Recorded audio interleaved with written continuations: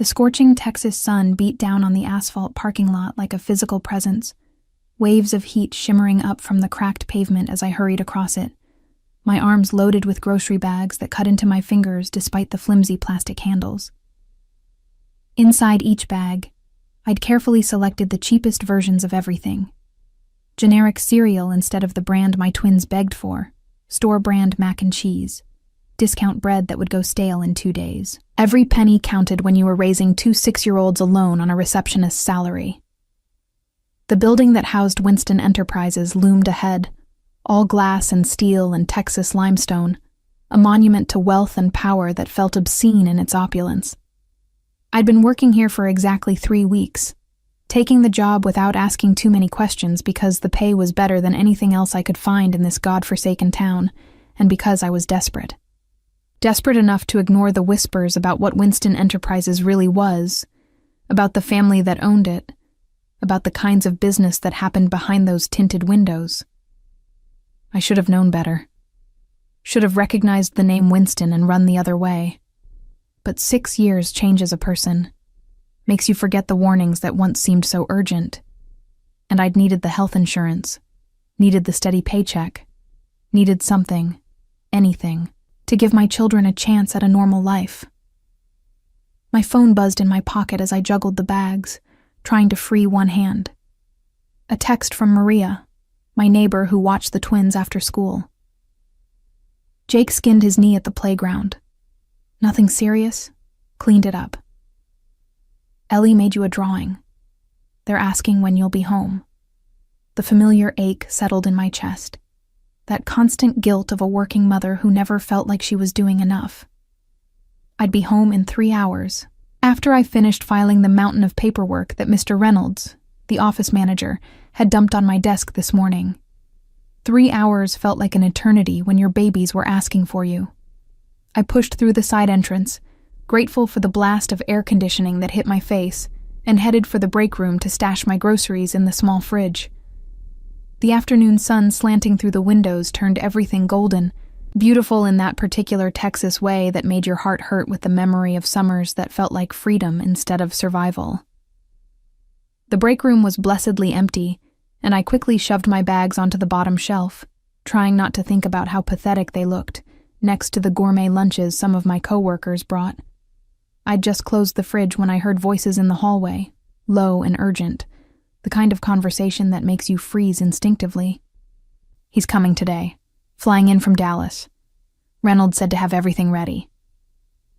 The voice belonged to Marcus, one of the security guys who'd been surprisingly kind to me, holding doors and offering to carry heavy boxes. After 6 years, he finally shows his face here again.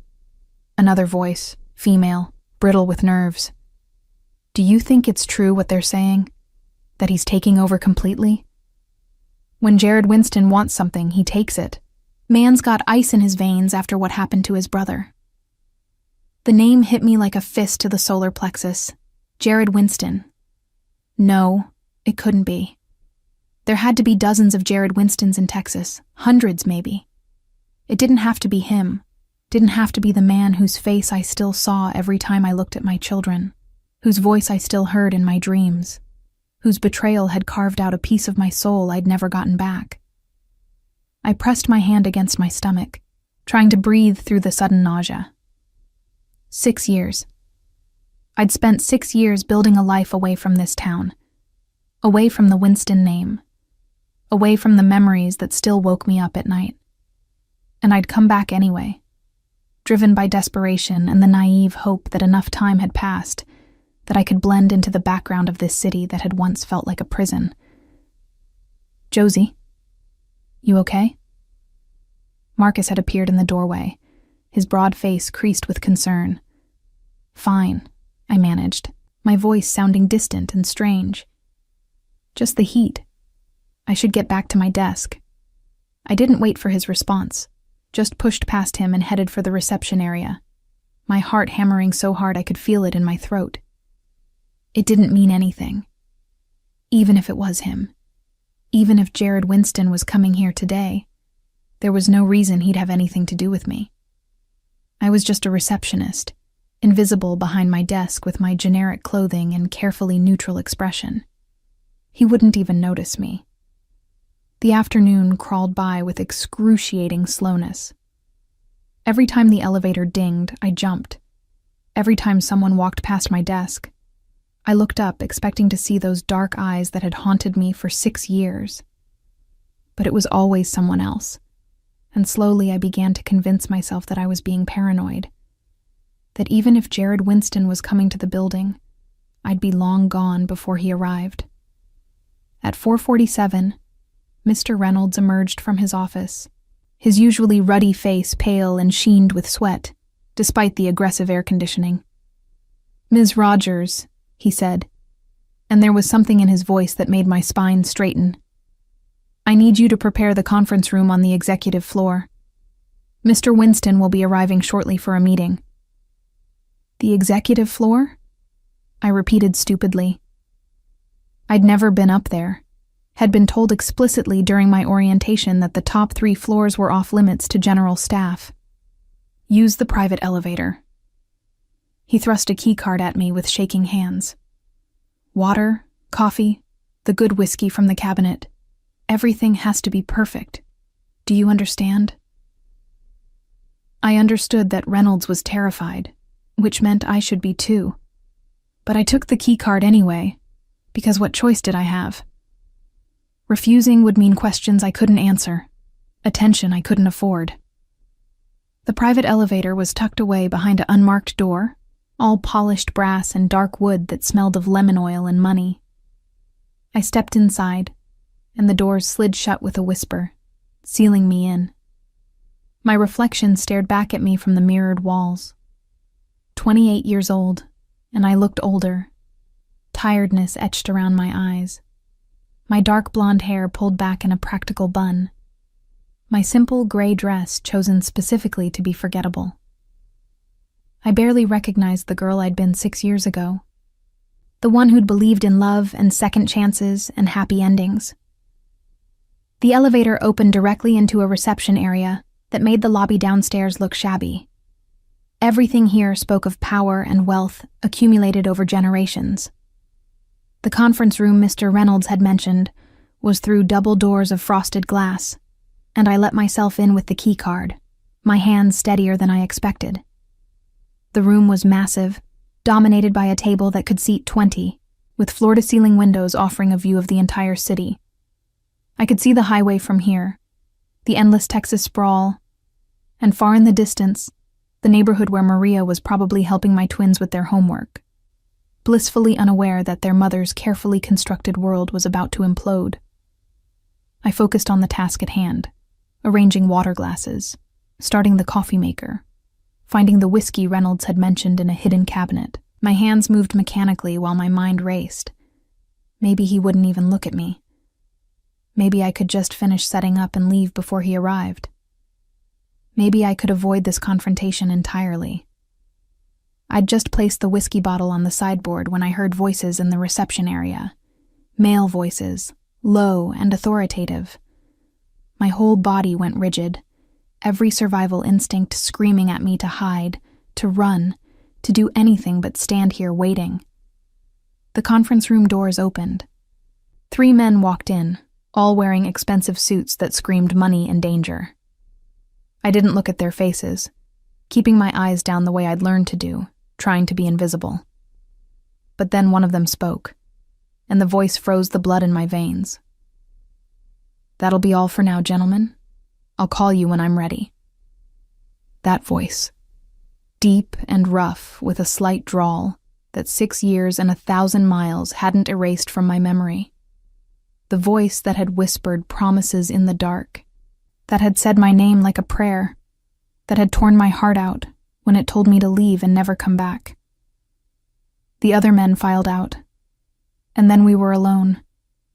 I could feel him looking at me, feel the weight of his gaze like a physical presence. Every instinct told me to keep my eyes down, to finish my task and leave. But I'd never been good at doing what I should. I looked up.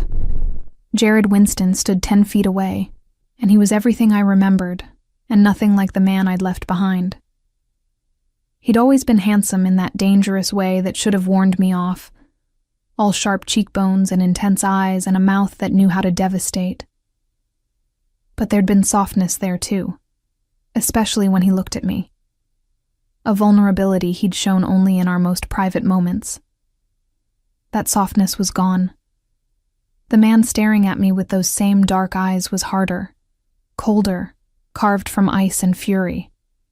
His black hair was shorter now, styled back from a face that had become almost cruel in its beauty. The suit he wore probably cost more than I made in 6 months, and he wore it with the casual confidence of someone who'd been born to power and had claimed even more through force of will. We stared at each other across that expensive conference room, and I watched the exact moment recognition hit him. His eyes widened fractionally, the only sign of surprise on that controlled face. Then they narrowed, going dark with something I couldn't name. Anger? Hatred? Something worse? Josie Rogers. My name on his lips after 6 years of silence. Well, this is unexpected. I should have said something. Should have explained, defended myself, demanded answers. But my throat had closed up, all the words I'd rehearsed 1,000 times dying before they could form. He moved then, crossing the space between us with slow, deliberate steps that reminded me of a predator stalking prey. He stopped close, too close, near enough that I could smell his cologne, something expensive and dark that made my traitorous body remember things it had no business remembering. "Tell me," he said softly, and his voice was like velvet over steel. "Does your husband know you're working for the Winston family? Or is he the trusting type?" The question was so unexpected it jolted me out of my paralysis. "I don't have a husband." Something flickered in his eyes. "Boyfriend then, partner, whatever they call it these days." "No one," I said, and hated how my voice shook. "There's no one." "Interesting." He reached out, and I flinched before I could stop myself. His hand froze mid-air, and for just a second, I saw something that might have been hurt flash across his face before it was locked down behind that icy control. "Still afraid of me, I see." "I'm not afraid of you." The lie came automatically. "No?" He completed the motion, his fingers catching a strand of hair that had escaped my bun. "Then why are you trembling?" "Because you're too close. Because 6 years haven't been nearly long enough to forget how your hands felt on my skin. Because seeing you again makes me feel like that naive girl who thought love could conquer blood and violence and family legacy." "Mr. Winston," I said instead, forcing steel into my voice. "Is there anything else you need for your meeting?" His smile was cold enough to burn. "Mr. Winston, so formal, Josie. There was a time when you called me something very different." The memory of those words, breathy and desperate in the darkness, made heat flood my face. That was a long time ago. 6 years. He stepped back, releasing my hair, and I could breathe again. 6 years since you disappeared in the middle of the night. Since you ran away from everything we had. The injustice of it broke through my fear. I ran. You told me to leave. You chose your family, your legacy, your brother over everything we... Don't. The word cracked through the air like a whip. Don't you dare talk about my brother. I'd heard about Marcus Winston's death, of course. The whole state had heard about it. A massacre at a warehouse on the border. A power play gone wrong. Bodies burned beyond recognition. And Jared's brother, the golden heir to the Winston Empire, had been among the dead. "I'm sorry," I said quietly. "I heard what happened. I'm sorry for your loss. Are you?" He moved to the whiskey I'd set out, poured himself a generous measure with steady hands. Strange how convenient the timing was. My brother dies. I take over the family business, and you just happened to show up working in one of our buildings. My blood ran cold. "You think I planned this? That I somehow knew you'd be here?" I think 6 years is a long time to stay hidden, Josie. And I think it's one hell of a coincidence that you surface now, just when things are changing. I needed a job, I said, my voice rising despite my attempts to stay calm. I didn't know this was your building. I didn't know you were coming back to Texas. If I'd known, I never wouldn't have what? He drained the whiskey in one swallow. Taken the job? Come back to town? You're here now. The question is why? I couldn't tell him. Couldn't explain about the twins, about Jake and Ellie who had his eyes and his stubborn chin. Couldn't risk him discovering that the children I'd been protecting for 6 years were his own flesh and blood. Because men like Jared Winston didn't let go of what they considered theirs, and I'd die before I let my babies become pawns in the vicious world of mob politics and family vendettas. I needed to come home, I said instead. I have family here. Family. He poured another drink. How nice for you. Tell me, Josie, does your family know what you did? Who you were involved with 6 years ago? There's nothing to know, I lied.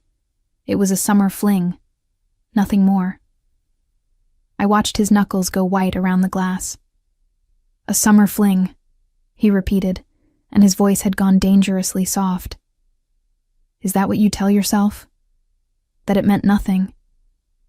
It was 6 years ago, Jared. I forced myself to meet his eyes, to lie directly to his face.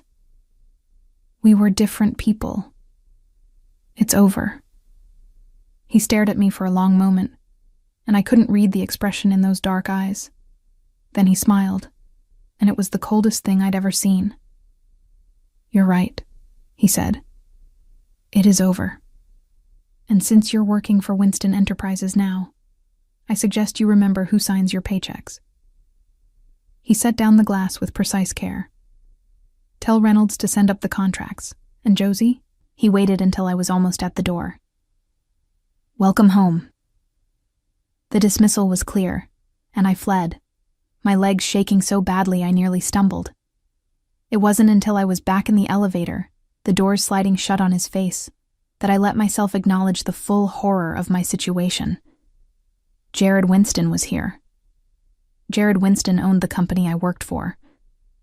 And based on the ice in his eyes and the fury in his voice, he hadn't forgotten anything about our past. Worse, he suspected something. I could see it in the way he'd looked at me, calculating and cold. I had to leave, had to quit, pack up the twins and run again. It was the only way to keep them safe from the man who would stop at nothing to claim what he believed was his. But as the elevator descended, and my reflection stared back at me from the mirrored walls, I knew with sinking certainty that it was already too late. Whatever I did now, wherever I ran, Jared Winston would find me, because that's what predators did. They hunted, and I'd just become his prey. I didn't sleep that night. How could I, knowing Jared Winston was back in my life, knowing he suspected something, knowing that every day I stayed in this town put my children at risk? I lay in my small bed in the cramped apartment I could barely afford, staring at the ceiling and listening to the twins breathe in the room next door, their soft snores a reminder of everything I had to lose. Jake had asked about my day at dinner, his dark eyes, so much like his father's, watching me with that unsettling perception 6-year-olds sometimes had. You seem sad, Mama, he'd said, and I'd forced a smile and told him I was just tired. Ellie had climbed into my lap and wrapped her small arms around my neck, pressing her face against my shoulder in that way that made my heart crack open every single time. Don't be sad, she'd whispered. We love you. I'd held them both until they squirmed away, giggling and asking for dessert, and I'd given them the cheap ice cream I'd bought, watching them eat it like it was the finest treat in the world. They deserved so much better than this. Better than a mother on the run, better than a tiny apartment with paper-thin walls, better than a father who didn't even know they existed. No. That wasn't fair.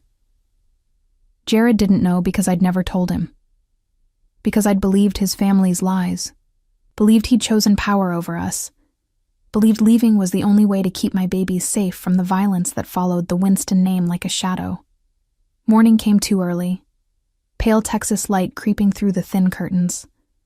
I got the twins ready for school, packing their lunches with the same careful economy as always, kissing their foreheads as they climbed onto the school bus. Jake waved from the window, his serious little face breaking into a smile. Ellie blew me exaggerated kisses until the bus turned the corner. I should have called in sick. Should have started packing. Should have done anything except get in my beat-up Honda and drive to Winston Enterprises like nothing had changed. But I needed this job. Needed it desperately. And some stubborn part of me, the part that had fallen in love with Jared Winston against all logic and reason, refused to run again without at least trying to understand what had really happened 6 years ago. The office was buzzing when I arrived, an electric tension in the air that set my nerves on edge. Mr. Reynolds rushed past my desk without acknowledging me, his phone pressed to his ear, and his face red with stress. Security had doubled, I noticed. Men in dark suits with earpieces positioned at every entrance, their eyes constantly scanning the room. Quite the show, isn't it? Marcus appeared beside my desk, holding 2 cups of coffee. He offered me one with a sympathetic smile. Winston's really tightening things up. Half the staff is terrified they'll be let go. Do you think he will? I accepted the coffee gratefully, my hands wrapped around the warmth. Fire people? Marcus shrugged, his expression carefully neutral. Man's got a reputation. After what happened to his brother, they say he went cold. Built the family business into something twice the size it was. Crushed anyone who got in his way. He's not here to make friends, Josie. He's here to consolidate power. The words sent a chill through me. This wasn't the Jared I'd known. The one who'd taken me on midnight drives through the countryside. Who'd laughed at my terrible jokes. Who'd held me like I was something precious. That Jared was gone, replaced by something harder and infinitely more dangerous. You okay? Marcus was watching me with concern. You've been jumpy all morning. Fine, I lied. Just nervous about the changes. He opened his mouth to respond, but his phone buzzed. He glanced at the screen, and his expression shifted to something I couldn't quite read. I've got to go. But Josie? He hesitated. Be careful. Whatever's going on around here, it's bigger than just business restructuring. Watch your back. Before I could ask what he meant, he was gone, leaving me with my coffee and a growing sense of dread. The day crawled by with excruciating slowness. I filed papers, answered phones, smiled at people who barely noticed me. But I could feel eyes on me, a constant prickling awareness that made my skin crawl. Twice I turned to find one of the security men watching me, his face blank, but his attention focused. Was I being paranoid? Or was Jared already having me watched? At lunch, I retreated to my car, needing space to breathe and think. My phone rang just as I was unwrapping my sad sandwich. Unknown number. I should have ignored it, but some instinct made me answer. Josie Rogers? The voice was female, cultured, with a slight accent I couldn't place. You don't know me, but I know you. And I know what you're hiding. My blood turned to ice. Who is this? A friend or an enemy? That depends entirely on what you do next. There was amusement in her voice, cold and calculating. Did you really think you could come back to Texas and no one would notice? That you could work for Jared Winston and he wouldn't dig into your past? I don't know what you're talking about, I said, but my voice shook. Don't you? Tell me, Josie, do your twins know who their father is? Or have you been lying to them the same way you lied to Jared? The phone nearly slipped from my nerveless fingers. How do you... I know everything. Jake and Ellie Rogers, 6 years old. Brown eyes, dark hair. Their birth certificates list no father, but anyone with eyes can see the Winston genes. She paused. The question is, Does Jared know? Or are you planning to keep playing house while you work for the man whose children you stole? I didn't steal anything, I hissed, terror making me reckless. He didn't want us. He chose his family over... Did he? The question was sharp.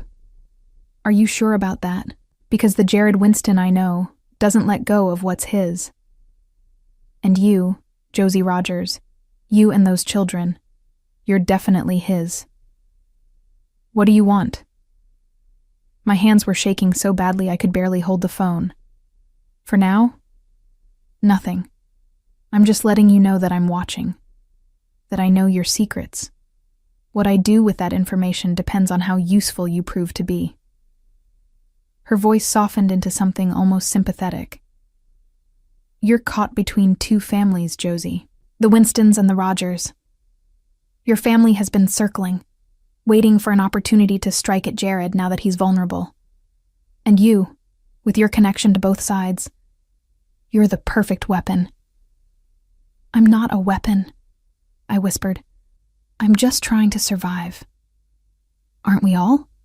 She laughed, the sound devoid of humor. A word of advice. Don't trust anyone. Not the Winstons, not the Rogers, and especially not Jared. He's using you, even if you can't see it yet. The question is, will you let him? Or will you finally fight back? The line went dead. I sat in my car, the sandwich forgotten, my mind racing. Someone knew about the twins. Someone was watching me. And they'd mentioned my family, the Rogers clan I'd left behind 6 years ago when I'd chosen Jared over blood and loyalty. I'd thought I was done with that world, with the violence and the feuds that had defined generations. But you didn't leave the Mafia. It followed you wherever you went, patient and persistent, waiting for the perfect moment to drag you back in. That afternoon, Mr. Reynolds called me into his office.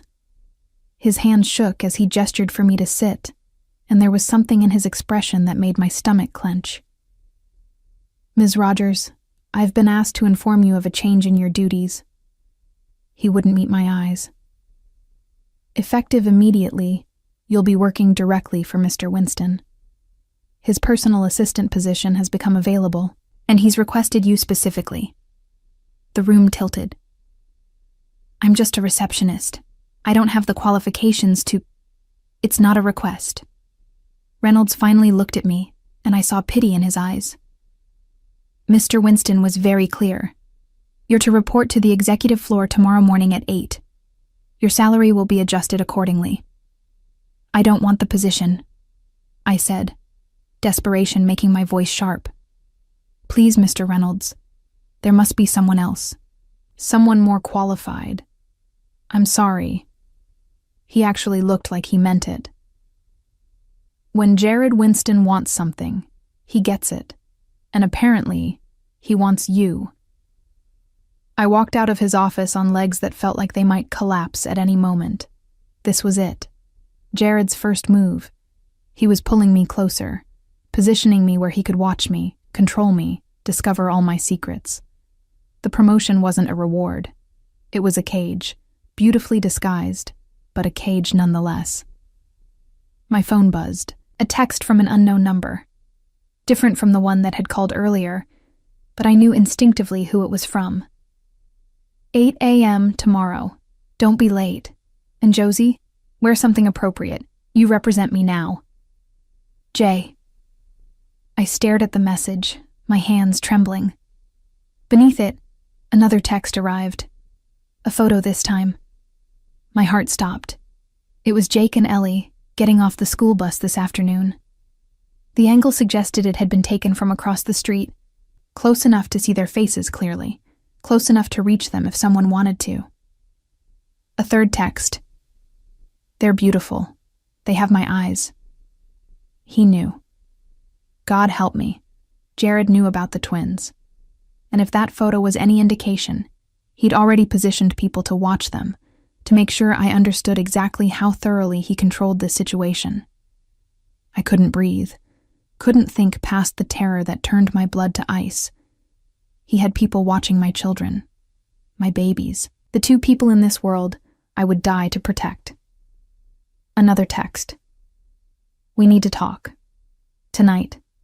I'll send a car at 7. Be ready. It wasn't a request. It was a command. And I was trapped, completely and utterly trapped, because refusing meant putting my children at risk. Agreeing meant stepping willingly into Jared Winston's web. I drove home in a daze, my mind spinning through scenarios and coming up blank every time. There was no escape, no safe option. Jared had made sure of that with surgical precision.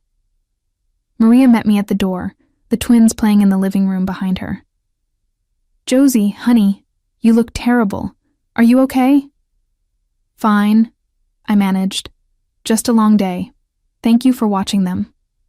Always. She squeezed my arm. There was someone here earlier. A man in a suit. He said he was from your work, checking addresses for some new insurance policy. I didn't let him in, but he seemed very interested in the twins. Of course he was. Jared was being thorough, making sure I understood that nowhere was safe, no one was beyond his reach. I paid Maria and got the twins ready for bed early, holding them tighter than usual as I read their bedtime stories. They didn't notice anything wrong, lost in the adventure of the book, their small bodies warm and trusting against mine. Mama, why are you crying? Ellie asked, her small hand touching my wet cheek.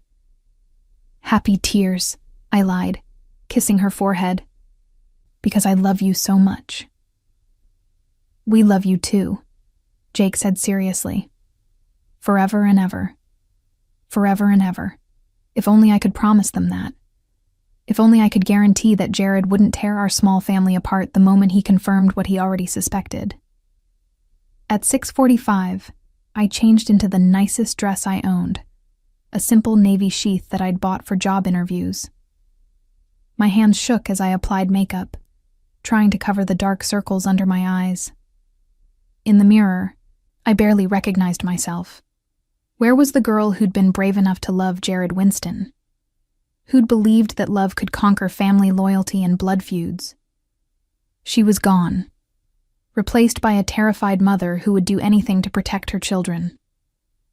The car arrived at exactly 7. A black Mercedes with tinted windows, the driver a man I'd seen in the building security team. He opened the door for me without speaking, his face professionally blank. I climbed in, my heart hammering, and found Jared waiting in the back seat.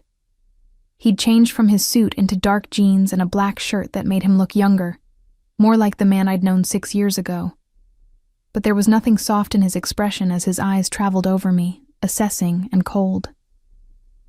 Josie, he said, my name a statement of ownership.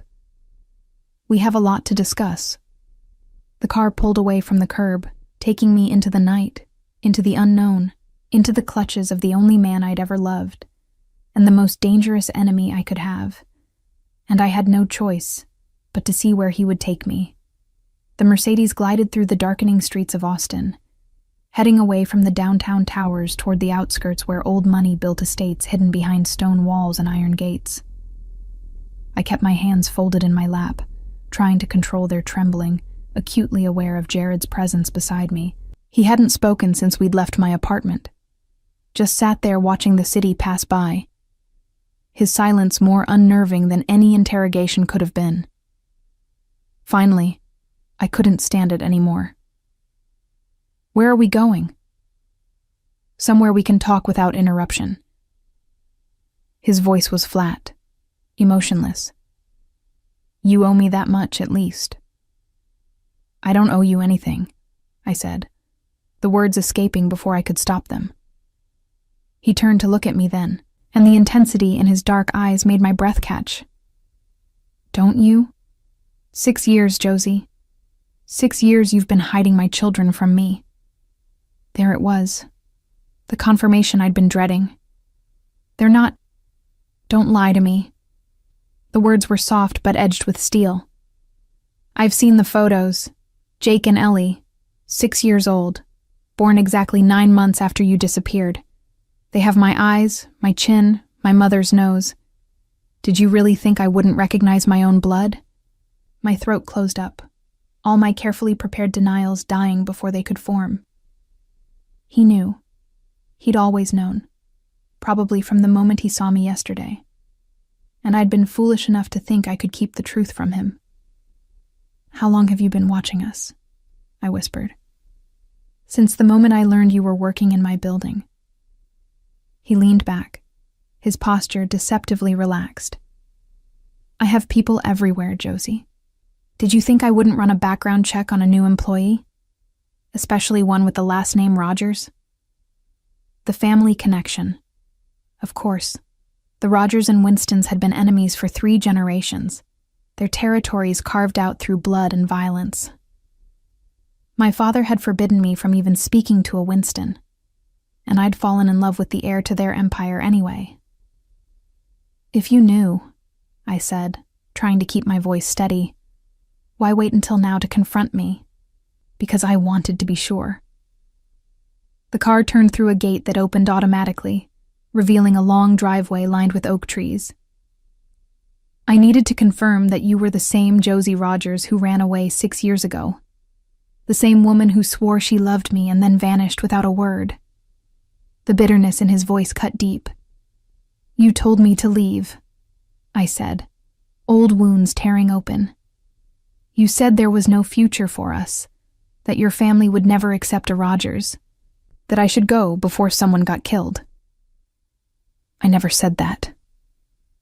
His voice was dangerously quiet. "I would never have told you to leave, not when you were carrying my child." The denial hit me like a slap. "Don't lie to me, Jared. I was there. I heard you with my own ears." "What did you hear exactly?" He leaned forward, his gaze pinning me in place. "Tell me word for word what I supposedly said." I closed my eyes, the memory still fresh despite the years. That last night, hiding in the shadows of his family's estate, listening to him talk to someone I couldn't see. "You said that loving me was a mistake, that I was a liability your family couldn't afford, that I had to go before your brother found out, before the Rogers used me against you. And you believed that?" The pain in his voice made my eyes snap open. "After everything we'd shared, every promise I'd made, you actually believed I would say those things?" "I heard you," I insisted, but doubt was creeping in, cold and insidious. "I heard your voice. You heard what someone wanted you to hear." He pulled out his phone, his fingers moving over the screen. My brother Marcus was very good at manipulating situations, at removing obstacles he deemed threats to the family legacy. He turned the phone toward me. On the screen was a grainy photo, date-stamped 6 years ago. It showed 2 men in what looked like a recording studio. One was Marcus Winston, Jared's older brother, unmistakable even in profile. The other I didn't recognize. "Marcus hired an impersonator," Jared said, his voice hollow. "Someone who could mimic my voice perfectly. He staged that conversation knowing you were nearby, knowing you'd overhear. He wanted you gone, Josie, because he knew that if we stayed together, if our families actually united through us, it would threaten his control over the Winston Empire." The world tilted. "No, that's not..." He confessed before he died. Jared's jaw clenched. "In the warehouse, when everything went to hell, he thought he was protecting the family by keeping us apart, by making sure I married within our world, someone acceptable, someone who would strengthen alliances instead of creating dangerous complications." I stared at the photo, my mind reeling. All these years, I'd believed Jared had rejected me, had chosen power over love. I'd raised our children alone, scraping by on minimum wage jobs and government assistance, too proud to go back to my family, and too terrified to reach out to the man I thought had betrayed me. And it had all been a lie. "Why didn't you come after me?" The question tore from my throat. "If you didn't want me to leave, why didn't you find me?" "I tried." His voice cracked, the first real emotion breaking through his controlled facade. I spent 6 months searching for you, Josie. I hired investigators, threatened your family, called in every favor I had. But you disappeared completely. Changed your name, moved across state lines, covered your tracks like a professional. By the time I picked up your trail, my brother was dead, and I was drowning in responsibilities I'd never wanted. So you gave up, I said bitterly. I got angry. He looked away, his profile sharp against the window. I convinced myself that if you could leave so easily, if you could believe I'd betray you without even confronting me, then maybe we'd never had what I thought we did. I threw myself into work, into building the empire Marcus had died protecting. I became the man everyone expected me to be. The car had stopped, I realized. We were parked in front of a house, not the ostentatious mansion I'd expected, but a smaller estate, beautiful in its simplicity. Lights glowed warm in the windows. Where are we? I asked. My home. The real one, not the showpiece downtown. He opened his door. Come inside, please. We have more to discuss. I should have refused, should have demanded he take me back to my children. But the revelations had left me reeling, and some part of me needed to hear the rest of his story, needed to understand what had really happened 6 years ago. Inside, the house was surprisingly warm. Not the cold museum of wealth I'd expected, but a lived-in space with comfortable furniture and family photos on the walls. I saw a younger Jared with his brother Marcus, both smiling. Their parents, severe but handsome. And mixed in, candid shots of Jared alone, looking lonely despite the luxury surrounding him. Drink? He moved to a bar cart, his movements stiff. Water, I said, not trusting myself with anything stronger. He poured water for me and whiskey for himself, neat. We sat on opposite ends of a leather couch, the distance between us feeling like miles. I need to know, I said quietly. If everything you're saying is true, if Marcus manipulated us both, why show me this now? Why bring me here? Because you're working for me now. Because you're back in my world whether you want to be or not. And because Jake and Ellie deserve to know their father. He took a long drink. I'm not asking you to forgive me for not finding you sooner. I'm not even asking you to trust me, but I am telling you that I'm going to be part of my children's lives. The only question is whether we do this as enemies, or if we find a way forward. A way forward, I repeated. What does that look like? You and the twins move in here. Full security, everything they need. The best schools, the best doctors. You quit the job at Winston Enterprises and focus on being their mother. In exchange, I get to be their father. Regular visits, involvement in decisions, a real relationship with them. It sounded reasonable, almost too reasonable. And what about my freedom? What about when I want to leave, when I decide this isn't working? His expression hardened. You won't leave. Not again. Not with my children. There it was, the ultimatum beneath the reasonable offer. Agree to his terms or face the consequences. So I'm a prisoner, I said flatly. Just a comfortable one. You're protected. He leaned forward. His intensity focused entirely on me. You think you're safe in that apartment? You think the Rogers family hasn't noticed your back? That they won't use you and the twins against me the moment they realize who those children really are? Ice flooded my veins. My family wouldn't... Your family has been trying to destroy mine for 30 years, Josie. And you, with your connection to both sides, with my children, you're the perfect weapon. The only way I can keep you safe is if you're under my protection. Here, in my home, where I control every variable. I won't be controlled, I said, even as I recognized the trap closing around me. Not by you, not by anyone. Then we're at an impasse. He stood, pacing to the window. Because I won't let my children grow up as targets. I won't let them be used as pawns in a war they didn't choose. So here's my final offer, Josie. Move in here. Let me protect you and the twins. In exchange, I'll give you everything you need, everything you've been struggling to provide on your own. Financial security, safety, a real future for Jake and Ellie. And if I refuse? He turned to face me, and the look in his eyes was pure Winston. Cold, calculating, ruthless. Then I'll take them anyway. I have resources you can't imagine. Lawyers who could tie you up in court for years. I can prove you're an unfit mother, living in poverty, unable to provide. I'll make sure you never see them again. The threat hung in the air between us, brutal in its honesty. You wouldn't, I whispered. But I knew he would.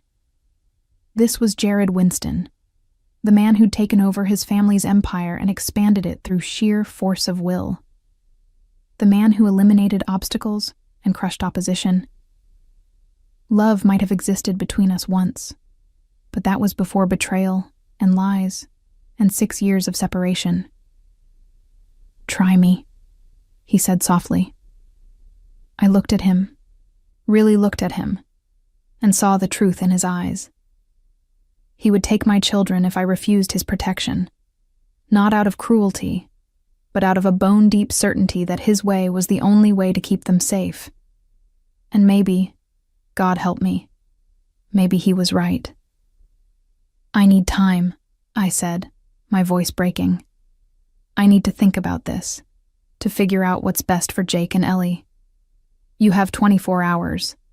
He pulled out his phone. The car will take you home. Tomorrow night. Same time. You give me your answer.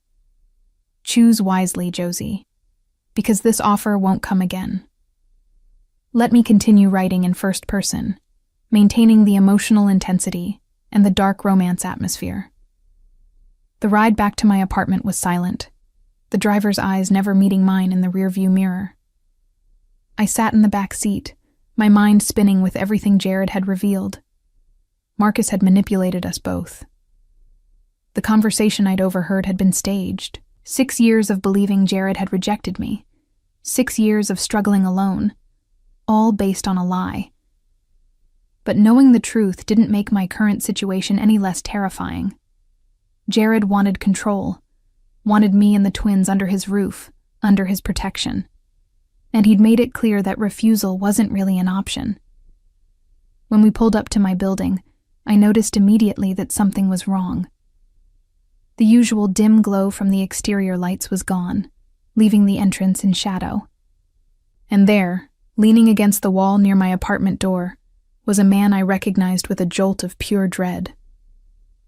Daniel Rogers, my cousin, built like a linebacker with cold blue eyes and a smile that had never reached them. Josie, he said as I approached, my keys clutched in my shaking hand. Long time no see, cuz. I stopped several feet away, every instinct screaming danger. What are you doing here, Danny? Can't a man visit family? He pushed off the wall, and I noticed the bulge under his jacket that suggested he was armed.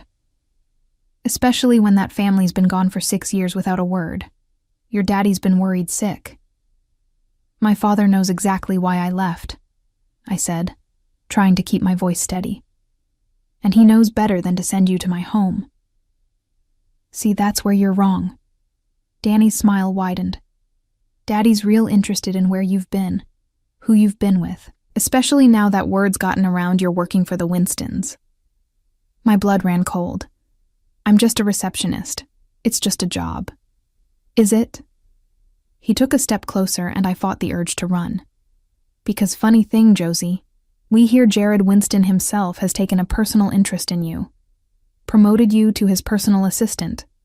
Now, why would he do that for a simple receptionist? I don't know what you're talking about. Don't you? His eyes flicked to my apartment door. You know what else is funny? Those twins you've been raising. 6 years old, right? About the same age as the time you disappeared after that summer you spent sneaking around with Winston's son. Terror turned my legs to water. They knew. My family knew about Jake and Ellie, knew about their connection to Jared. "Leave them alone," I whispered. "They're children. They have nothing to do with this." "Nothing to do with it?" Danny laughed, the sound harsh and ugly. "Josie, honey, those kids are everything to do with it. You know how long we've been waiting for leverage against the Winstons? And here you are, gift-wrapped, with their heirs bastards. Don't call them that." The words came out fierce despite my fear. "Don't you dare." "You need to come home," he interrupted. "Daddy wants to see you, wants to meet his grandkids, and he wants to discuss how we're going to use them to finally bring the Winston Empire to its knees." "No," I backed toward my door. "I'm not doing this. I'm not letting you use my children as weapons in your vendetta. It's not really up to you anymore." He pulled out his phone, tapped the screen, then turned it toward me. "See that van across the street? My boys are in there. One word from me, and they grab those kids from school tomorrow. You'll never see them again." The image on the screen showed Jake and Ellie's school, the playground where they spent recess, clear as day, impossible to miss. "You're bluffing," I said, but my voice shook. "Try me." His smile was cold. "You've got until tomorrow night to bring those twins to Daddy, otherwise we take them ourselves. And trust me, cuz you don't want to know what happens after that." He walked away, disappearing into the shadows, leaving me trembling outside my own apartment. I fumbled with my keys, finally getting the door open, and rushed inside to where Maria was reading on my couch. "Josie, you're white as a sheet. What happened?" I couldn't answer, could barely breathe past the terror constricting my throat. My family had found me. They knew about the twins, and they were planning to use my babies as weapons against Jared.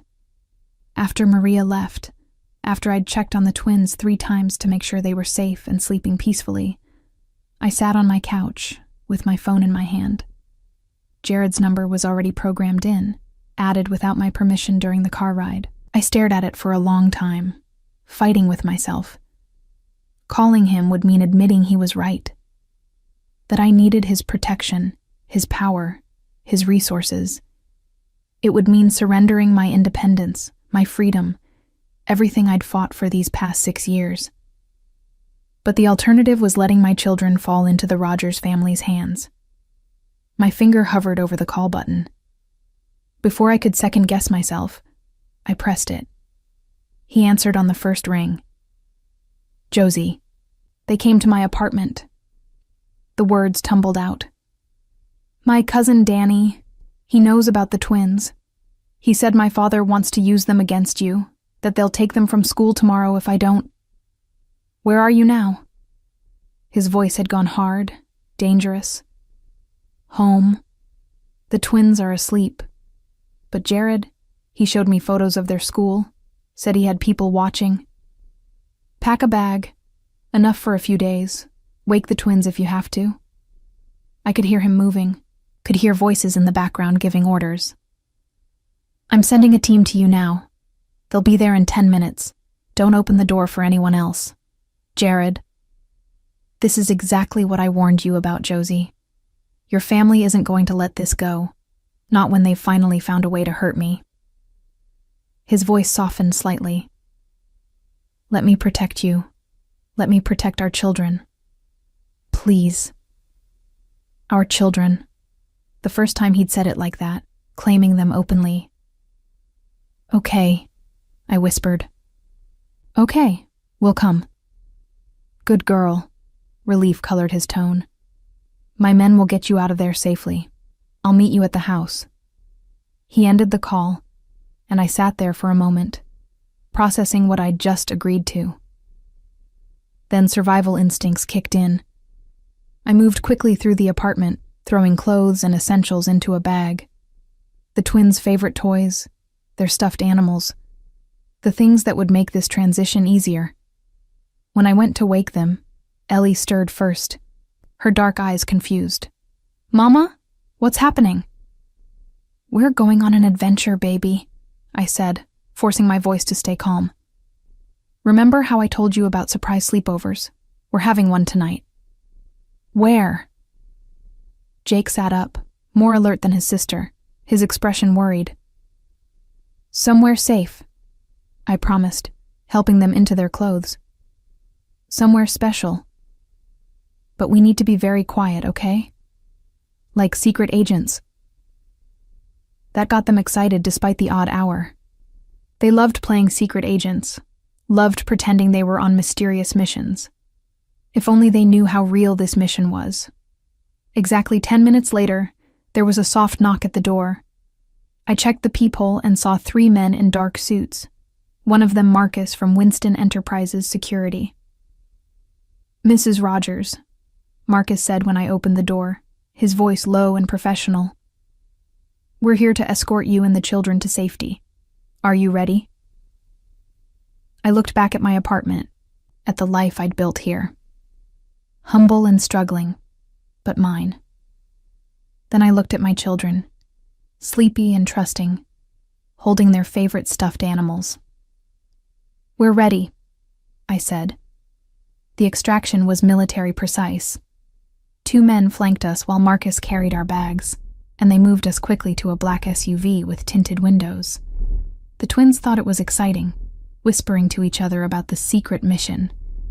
I held them close, my heart hammering as we pulled away from the apartment building. I caught sight of the van Danny had mentioned, parked across the street. As our SUV passed, I saw movement inside, saw someone reach for a phone. They'd report back to my father that we were gone, that Jared had moved faster than they'd anticipated. The war my cousin had threatened was already beginning. The drive to Jared's estate took 20 minutes. The twins had fallen back asleep, curled against me on either side, when we pulled through the gates. Jared was waiting on the front steps, and my breath caught at the sight of him. He'd changed into jeans and a dark sweater, his hair slightly mussed as though he'd been running his hands through it. When he saw us, something in his expression shifted, softened. He moved toward the SUV as Marcus opened the door. "Let me," Jared said quietly, and carefully lifted Jake from my lap. My son stirred slightly but didn't wake, his small hand clutching Jared's sweater. Something in my chest cracked at the sight. Father and son, together for the first time. Jared's expression was unreadable as he looked down at Jake's sleeping face, but his hands were gentle as he cradled him. "He looks like you," he said, his voice rough, around the eyes. "He has your stubborn chin," I replied, lifting Ellie into my arms. We carried them inside together, up a wide staircase to the second floor where 2 bedrooms had been prepared. They were beautiful rooms, each decorated in soft colors, with comfortable beds and shelves already stocked with toys and books. "You did all this today?" I asked as we tucked the twins in, pulling soft blankets over their sleeping forms. "I had it done weeks ago." He brushed a strand of hair from Jake's forehead with unexpected tenderness. "From the moment I knew about them, I wanted to be ready, just in case." We stood there for a moment, watching our children sleep. Jake had already rolled onto his side, one hand stretched toward his sister in the other bed. Ellie snored softly, her favorite stuffed rabbit tucked under her chin. "They're beautiful," Jared said quietly. "Perfect." "They're everything to me," I whispered. "Everything I've fought for these past 6 years." He looked at me then, and in the dim light from the hallway, I could see the emotion he was struggling to contain. "I missed everything. First steps, first words, first days of school. 6 years I'll never get back." The pain in his voice made my throat tight. "I'm sorry." "God, Jared, I'm so sorry. If I'd known the truth, if I'd known Marcus was lying. We both lost time we can't recover." He moved toward the door, gesturing for me to follow. But we have now. We have the chance to build something different. In the hallway, he closed the door softly behind us. We stood there in the quiet, the weight of everything unsaid hanging between us. "Your room is down the hall," he said. "I'll show you." He led me to another bedroom, this one larger, decorated in shades of cream and sage. My bags were already there, placed neatly on a bench at the foot of the bed. "There's an ensuite bathroom. Anything you need, just ask." He hesitated at the door. "Josie, I know this isn't what you wanted. I know you feel trapped. But I meant what I said. I'll keep you safe. All of you." "At what cost?" I asked. "What do you expect from me in exchange for this protection?" His expression was unreadable. "Nothing you're not willing to give. I'm not my brother, Josie. I won't manipulate you or force you into anything. But I do expect honesty, and I expect you to let me be a father to Jake and Ellie." "And us?" The question escaped before I could stop it. "What are we to each other now?" He moved closer, close enough that I had to tilt my head back to maintain eye contact. "That's up to you," he said softly. 6 years ago, I would have given you everything. Would have walked away from the family business, started over somewhere new, built a life where we could just be Jared and Josie instead of Winston and Rogers. And now I can't walk away. I have responsibilities, people depending on me, an empire to run.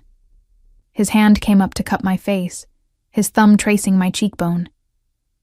"But I still want you, Josie. Never stopped wanting you, even when I convinced myself I hated you for leaving." My breath caught at the honesty in his voice, at the heat in his dark eyes. "This is insane," I whispered. "We can't just pick up where we left off." "No," he agreed. "We can't. Too much has happened. Too much has changed. But maybe we can start over. Build something new." He leaned down, his lips hovering just above mine, giving me time to pull away, to refuse. But I didn't. Couldn't. Because despite everything, despite the fear and the anger and the 6 years of separation, I still felt it. That pull, that magnetic connection that had drawn us together in the first place. When his lips met mine, it was like coming home and stepping off a cliff all at once. The kiss started gentle, almost tentative, as though Jared was afraid I might shatter under his touch. But then I made a small sound in the back of my throat, my hands fisting in his sweater, and whatever control he'd been maintaining snapped. His arms came around me, pulling me flush against him, and the kiss deepened into something desperate and consuming. 6 years melted away. I was 22 again, young and reckless, and so completely in love with this man that nothing else mattered. Not the family feud, not the danger, not the consequences, just the way he made me feel. Alive, wanted, cherished. But I wasn't that girl anymore. And this wasn't some stolen moment in the darkness where we could pretend the real world didn't exist. I pulled back, my breathing ragged, my heart hammering against my ribs. We can't do this. Jared's hands were still on my waist, his forehead resting against mine. Why not? Because everything's different now. We have children to think about. Your world, my family, the danger. All reasons why we should be together, he interrupted. United front, remember? Stronger together than apart. That's not what this is about, and you know it. I stepped out of his arms, needing distance to think clearly. You're using the twins as leverage to get me back, to finish what we started 6 years ago. His expression hardened. Is that what you think? That I'd manipulate my own children to get you into my bed? I don't know what to think anymore, I admitted, wrapping my arms around myself. 24 hours ago, I believed you'd abandon me. Now you're telling me it was all lies, that you searched for me, that you never stopped wanting me. It's too much, too fast. Then we'll go slow. His voice gentled. I'm not asking you to fall back into my arms tonight, Josie. I'm just asking you to stay, to let me protect you and the twins while we figure this out. And what happens when we do figure it out? I challenged. What happens when this arrangement doesn't work, when I want to leave? Then we'll deal with it, he said. But I heard the lie beneath his words. Jared Winston didn't let go of what he considered his, and I'd just delivered myself and his children directly into his hands. I'm tired, I said, suddenly exhausted to my bones. Can we continue this conversation tomorrow? He studied me for a long moment, then nodded. Get some rest. We'll talk in the morning. He moved toward the door, then paused. Josie, thank you for trusting me enough to come here. I know it wasn't an easy choice. After he left, I stood in the middle of that beautiful bedroom, feeling more trapped than I had in my cramped apartment. At least there, I'd had the illusion of freedom. Here, surrounded by luxury and protection, I was a bird in a gilded cage. I checked on the twins one more time before trying to sleep. They were still peaceful, still innocent of the storm gathering around them. Jake had kicked off his blankets and I tucked them back around him, pressing a kiss to his forehead. Ellie murmured something in her sleep and rolled over, her small face relaxed and trusting. I'll keep you safe, I whispered. Whatever it takes. Sleep came in fitful waves, broken by nightmares of Danny's cold smile and my father's disappointed face. In my dreams, I was running again, the twins in my arms. But no matter how fast I ran, Jared was always there ahead of me, blocking every escape route. I woke to pale morning light and the sound of children's laughter. For a moment, I was disoriented, the unfamiliar room confusing me. Then memory crashed back and I bolted upright, heart racing. The twins. Where were they? I threw on the robe I found hanging in the closet and rushed into the hallway. The laughter was coming from downstairs. I followed it, my bare feet silent on the hardwood floors, and stopped at the top of the staircase. The scene below made my breath catch. Jared sat on the floor of the living room, still in his clothes from last night, his hair mussed and shadows under his eyes suggesting he hadn't slept. And surrounding him were Jake and Ellie, both in their pajamas, showing him their stuffed animals with that complete trust children had. And this is Mr. Hoppy, Ellie was saying, holding up her rabbit. He's very brave, and he protects me from bad dreams. He looks very brave, Jared agreed seriously, taking the rabbit and examining it with the same careful attention he'd give a business contract. I can tell he takes his job seriously. Who are you? Jake asked with typical 6-year-old directness. Are you Mama's friend?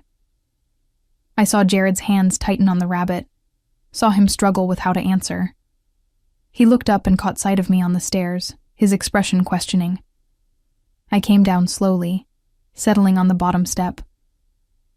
Kids, this is Mr. Winston. He's someone Mama knew a long time ago. We're staying at his house for a little while. Why? Ellie climbed into my lap, her small body warm and solid. Is our apartment broken? Something like that, I hedged. But Mr. Winston's house is nice, right? You have your own rooms and everything. It's really big, Jake said, his eyes still on Jared with that unnervingly perceptive gaze. Bigger than anything we've ever had. Well, I have a lot of space, Jared said carefully, and I'm glad you're here to help me fill it. A woman appeared in the doorway, older with kind eyes and an apron. Breakfast is ready, Mr. Winston. I set up in the dining room like you asked. Thank you, Maria. He stood, brushing off his jeans. Are you kids hungry? Starving, Ellie announced, bouncing in my lap. Breakfast was surreal. The dining room table could seat 12, but we clustered at one end, the twins chattering about everything and nothing while picking at pancakes and fruit. Jared watched them with an expression I couldn't quite read, answering their questions with surprising patience. "Do you have kids?" Jake asked suddenly. The room went very quiet. I held my breath, waiting to see how Jared would answer. "No," he said finally. "But I'd like to, someday." "Kids are a lot of work," Jake informed him seriously. "Mama says we're handfuls, but she means it in a nice way." "I'm sure you are." Jared's lips twitched. The best things usually are. After breakfast, Maria offered to take the twins to the playroom she'd apparently prepared, complete with more toys than they'd ever seen. They went eagerly, leaving Jared and me alone at the table. "You didn't tell them," I said quietly. "That's not a conversation to have without you," he replied. "When do you want to tell them? What do you want to tell them?" "I don't know." I pushed my untouched food around my plate. "They're 6, Jared. How do you explain to a 6-year-old that their father is a mob boss?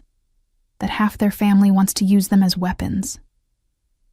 "You tell them the truth," he said. "Age-appropriate truth, but truth nonetheless. That I'm their father. That I want to be part of their lives. The rest can wait." "They'll have questions. Why weren't you there before? Where have you been?" "And we'll answer them together." He reached across the table, his hand covering mine. "Josie, I know this is overwhelming, but we have to start somewhere. And the longer we wait, the harder it'll be." Before I could respond, his phone buzzed.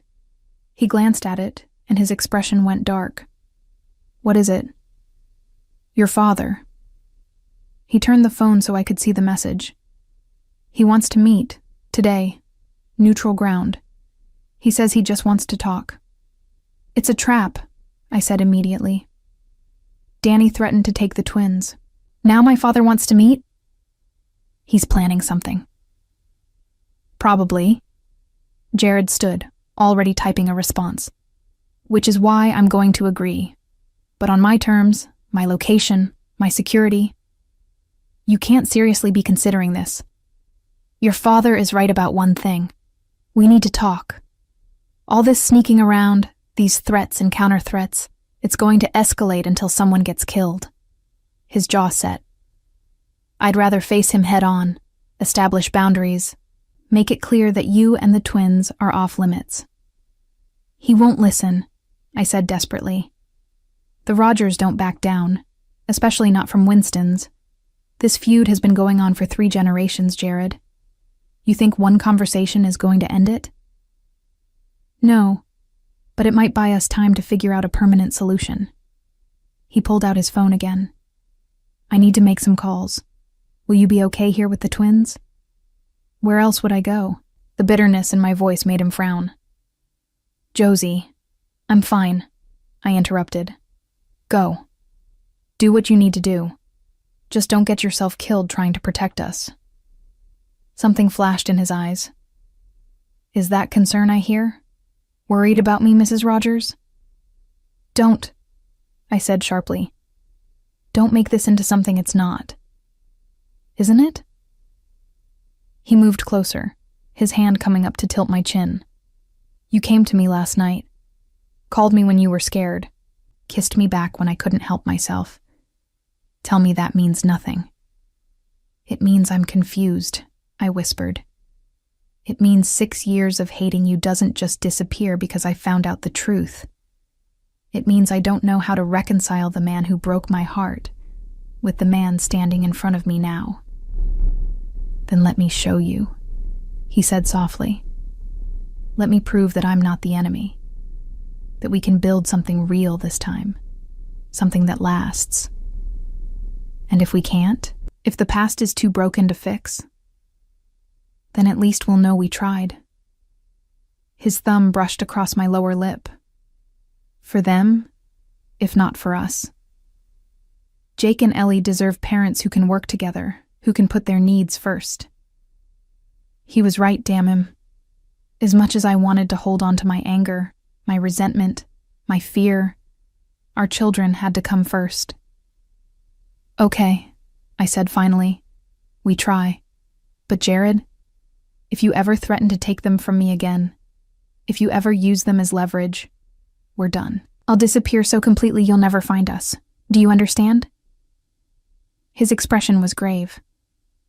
I understand. And I'm sorry for what I said last night. I was desperate, and I said things I shouldn't have. It won't happen again. The apology caught me off guard. The Jared I'd known 6 years ago had been proud, sometimes arrogant. This version, humbled by fatherhood and loss, was harder to resist. Go make your calls, I said, needing distance before I did something stupid like kiss him again. I'll stay with the twins. He left, and I sat alone in that expensive dining room, wondering what the hell I was doing. 24 hours ago, I'd been a struggling single mother with a minimum wage job. Now I was living in a mansion with the father of my children, the man I'd loved and hated in equal measure, preparing for a confrontation with my own family. Through the windows I could see the sprawling grounds, the high walls, the security cameras positioned at regular intervals. Protection, Jared called it. But it looked an awful lot like a prison to me, and I had a sinking feeling I'd just locked myself inside. I should maintain first-person perspective from Josie's POV, keep the emotional intensity high, and progress toward the confrontation with her father while developing the relationship between Jared and Josie. I found the twins in the playroom, surrounded by more toys than I'd seen outside a department store.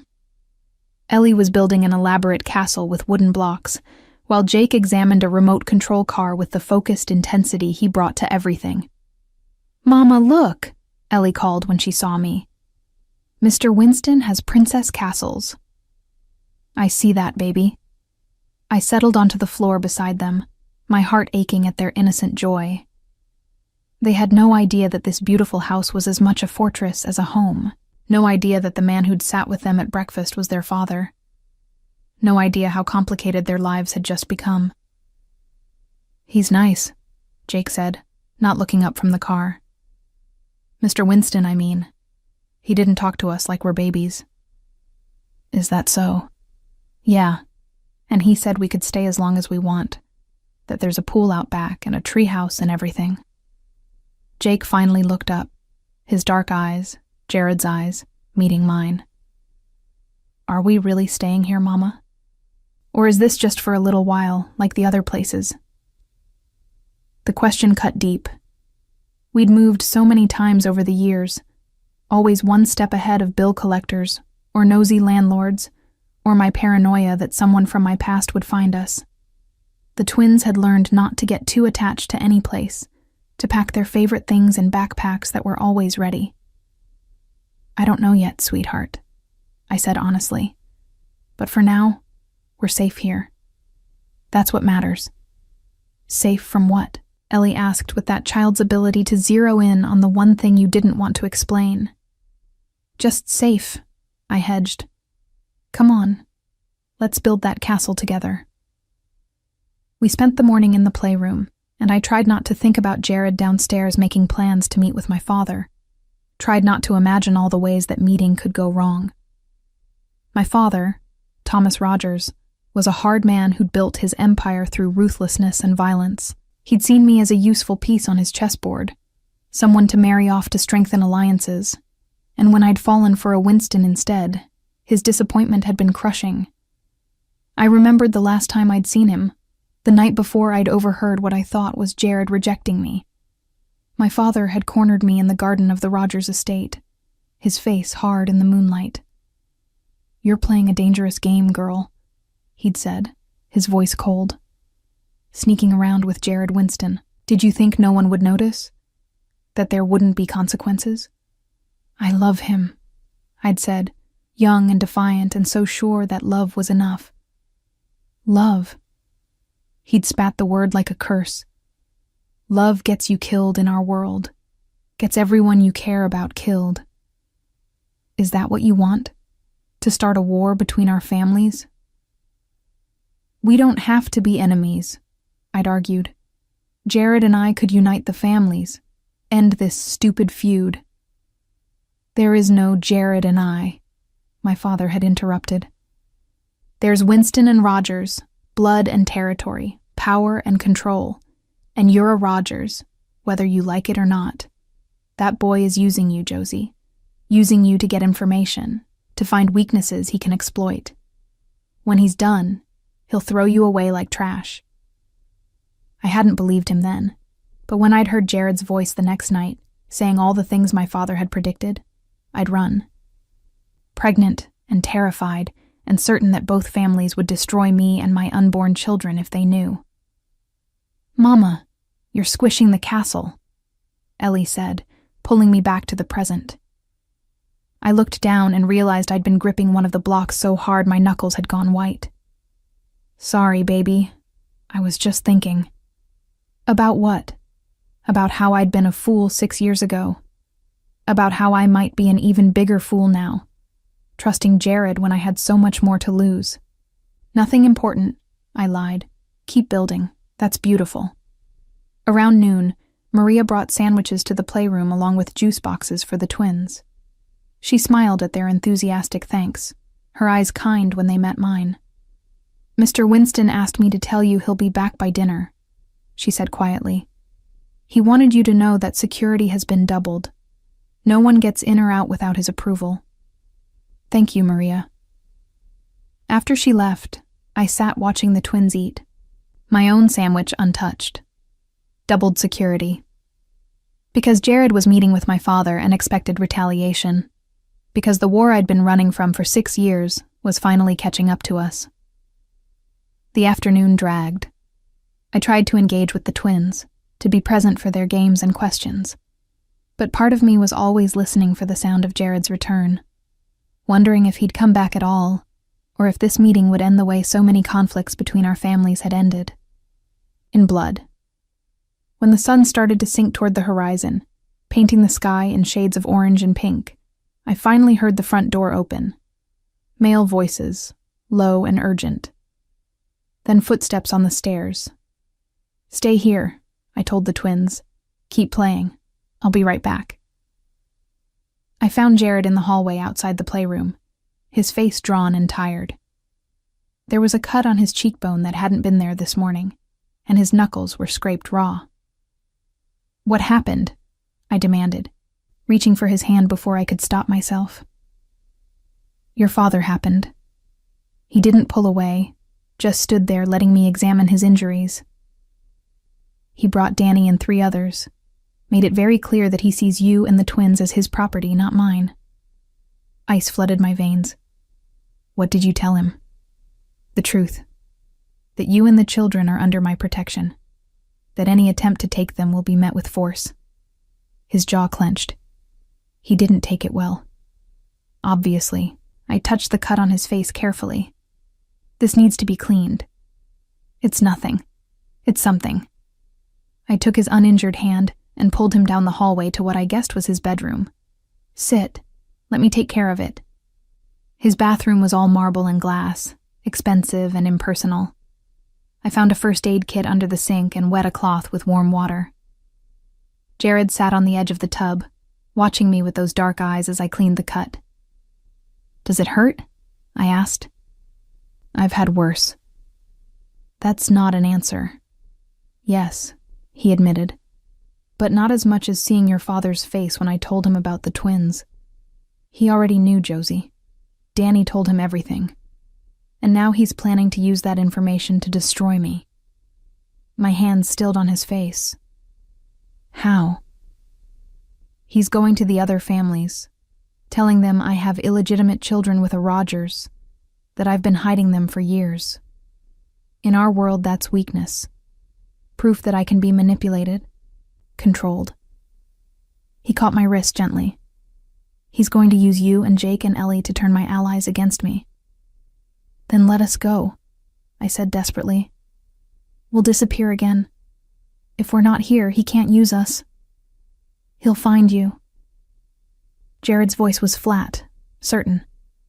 Now that he knows about the twins, he'll never stop looking. And next time, I won't be there to protect you. So what do we do? He stood, his hands framing my face with that familiar tenderness that made my heart ache. We give them what they don't expect. We get married. I went very still. What? Your father thinks you're my weakness. We prove him wrong. We turn you into my strength. His thumbs stroked my cheekbones. If you're my wife, you're family. The children are legitimate heirs. No one can use you against me without declaring war on the entire Winston organization. That's insane, I breathed. We can't just get married because it's strategically convenient. Why not? Arranged marriages happen all the time in our world. This one just comes with the benefit of us actually caring about each other. We don't even know each other anymore, Jared. 6 years is a long time. Then we'll learn. He leaned his forehead against mine. I know this isn't romantic. I know it's not the proposal you dreamed of. But it's the best way to protect you and the twins. As my wife, you're untouchable. As my children, Jake and Ellie inherit everything I've built. Your father can't hurt any of you without coming through me first. And what about love? The question escaped before I could stop it. What about building something real instead of strategic? Who says it can't be both? His voice dropped to a whisper. I loved you 6 years ago, Josie. Loved you enough to search for you even when I thought you'd betrayed me. That doesn't just disappear because time passed. You don't know me anymore, I repeated. I'm not the girl you remember. I'm harder now, more careful. I have walls you can't just break down with pretty words. Good. He pulled back enough to meet my eyes. I don't want the naive girl who ran away. I want the woman who survived 6 years alone, who raised 2 children on nothing, who called me for help, even though it terrified her. I want the woman standing in front of me right now. God help me. I wanted to believe him. Wanted to believe that we could somehow make this work, that marriage could be both protection and partnership, strategy and love. I need to think, I said, stepping out of his arms. This is too important to decide because I'm scared or desperate. Take all the time you need. He moved to the door, then paused. But Josie, your father gave me 72 hours to turn you and the twins over to him. After that, he comes for you with everything he has. So however long you need to think, make it less than 3 days. After he left, I sank onto the edge of the tub, my head in my hands. 72 hours to decide the rest of my life. To choose between freedom and protection, between independence and security for my children. I thought about Jake and Ellie downstairs, playing in their beautiful new rooms. About the life Jared could give them. The best schools, the best opportunities, a father who clearly wanted to be part of their lives. And I thought about the cost. Becoming Mrs. Jared Winston meant entering his world completely, meant giving up any hope of a normal life, of raising my children away from violence and danger, meant binding myself to a man I wasn't sure I could trust, no matter how much I wanted to. But staying separate meant running again, meant looking over my shoulder for the rest of my life, waiting for my father to find us, meant watching my children grow up in poverty, always moving, never having a real home. There was no good choice, just different shades of compromise. That evening, we ate dinner together like a real family. The twins chattered about their day, showing Jared the castles they'd built and the pictures they'd drawn. He listened with genuine interest, asked questions, praised their creativity. And when Ellie climbed into his lap without hesitation, her small arms around his neck, I saw his expression crack open with something raw and vulnerable. This was real. His love for them, his desire to be their father. Whatever else was complicated between us, that was pure and honest. After dinner, after the twins were bathed and tucked into bed with stories and kisses, I found Jared in his study. He was on the phone, speaking in rapid Italian, but he ended the call when he saw me. "Can't sleep?" he asked. "Can't think," I corrected. "Can't figure out what the right answer is." He set down his phone, giving me his full attention. "There isn't a right answer, Josie. There's just the choice we make, and what we do with it after." I moved into the room, running my fingers along the spines of books on his shelf. "Tell me about that summer, about us. I need to remember why I fell for you in the first place." His expression softened with memory. "You were working at that diner on Route 10. I came in after a meeting that had gone badly, looking for coffee and quiet. You brought me pie I didn't order and told me I looked like I needed sugar more than caffeine." I smiled despite myself. "You were so arrogant, sitting there in your expensive suit, clearly slumming in our little diner. And you called me on it, told me that money doesn't buy happiness or good pie." He stood, moving closer. "I came back the next day, and the day after that. Made excuses to be in that part of town just to see you. I thought you were stalking me." I was. His hand settled on my waist, pulling me closer. "Couldn't help myself. You were real, Josie. In a world full of people pretending, performing, you were just yourself. Beautiful and sharp, and completely unimpressed by the Winston name. I was terrified when I found out who you really were," I admitted. "Knew my father would kill me if he found out I'd been seeing you, but you kept seeing me anyway." "Yeah." I looked up at him, at this man who'd been both my greatest love and deepest heartbreak. "I was young and stupid, and so completely in love with you that nothing else mattered. And now?"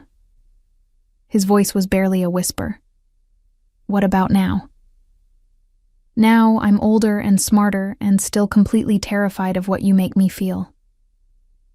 He kissed me then, soft and slow, a question and a promise all at once. And I kissed him back, letting 6 years of anger and hurt and desperate longing pour into it. When we finally broke apart, both breathing hard, I knew I'd made my decision. 72 hours, I said. Ask me again in 72 hours. If we're both still alive, if this is still what you want, then yes. I'll marry you. His smile was brilliant, transforming his face. I'll still want it. Still want you. I promise. Don't make promises you can't keep, Jared Winston. Then I'll just have to keep this one. He pulled me close again, his arms strong and warm around me. Whatever it takes. I let myself sink into his embrace, just for a moment. Let myself believe that maybe, just maybe, we could make this work. But somewhere in the back of my mind, I heard my father's voice. Love gets you killed in our world. And I wondered if this time, he might finally be right. The next morning, I woke to find Jared's side of the bed empty and cold. We'd fallen asleep on the couch in his study, talking until the early hours about everything and nothing, about the twins' quirks and habits, about the years we'd lost, about the future we might build. Somewhere around 3 a.m, he'd carried me to his bed, and I'd been too exhausted to protest. Now, in the pale morning light, I could see the room properly for the first time. It was surprisingly sparse for a man of his wealth. A king-sized bed with simple gray linens, a dresser, a single chair by the window. No photographs, no personal touches. Just the bare necessities for sleep. I found my way to the twins' rooms and discovered them already awake, dressed in new clothes I didn't recognize, chattering excitedly with Maria about pancakes and cartoons. They barely noticed when I kissed their foreheads, too caught up in the novelty of their new lives. Jared was in the dining room, phone pressed to his ear, his expression dark. He looked up when I entered, his eyes softening fractionally before returning to steel. "I don't care what it costs," he said into the phone. "I want every judge, every cop, every official on the Rogers payroll identified by tonight. If Thomas Rogers wants war, I'll show him what that looks like." He ended the call and set the phone down carefully. Morning. Planning World War III over breakfast? I poured myself coffee from the carafe on the sideboard, my hand steadier than I expected. Just securing our position.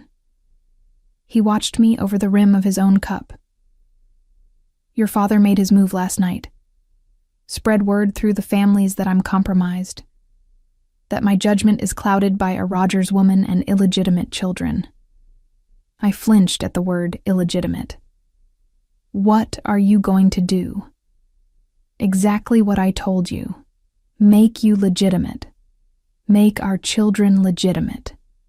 Take away every weapon he's trying to use against me." He paused.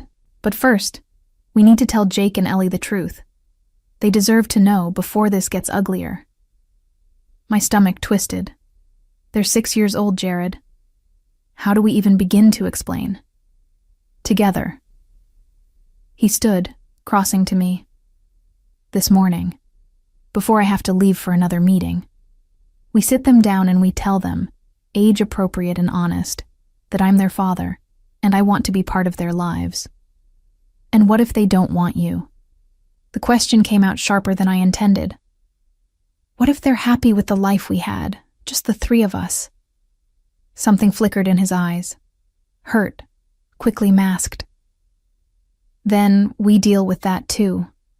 But Josie, they have a right to know. And every day we wait makes it harder." He was right, damn him. I'd been putting this off, hiding behind excuses and fear. But the truth was going to come out one way or another.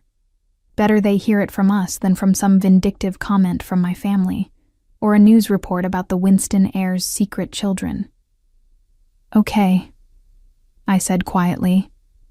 After breakfast. The twins bounced into the dining room moments later, Maria trailing behind with plates of pancakes shaped like dinosaurs. I watched them eat, memorizing their innocent joy, knowing it might be the last morning before everything changed. "Hey guys," Jared said when they'd finished, his voice gentler than I'd ever heard it. "Your mom and I need to talk to you about something important. Can you sit with us for a minute?" They exchanged glances, that twin telepathy thing they did, then nodded seriously.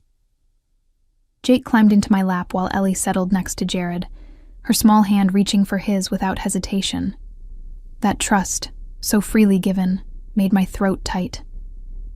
"You know how some kids have a mom and a dad who live together?" I started, my voice shaking slightly. "And some kids have parents who live in different places?" "Like Tommy at school," Ellie said. "His daddy lives in another city." "Right. Well, you guys have a daddy too. He just hasn't been in your lives before because Mama made a mistake." I took a breath, forcing myself to continue. "A long time ago, before you were born, your daddy and I knew each other. We loved each other very much. But some bad things happened and I thought he didn't want us anymore. So I left, and I didn't tell him about you." Jake had gone very still in my lap. "Why?" "Because I was scared and young, and I made a choice I thought was protecting you." Tears pricked my eyes. "But I was wrong. Your daddy would have wanted to know about you, would have wanted to be part of your lives from the very beginning." "Where is he now?" Ellie asked, her voice small. Jared cleared his throat, drawing their attention. "I'm right here, Princess. I'm your daddy." The silence that followed felt endless.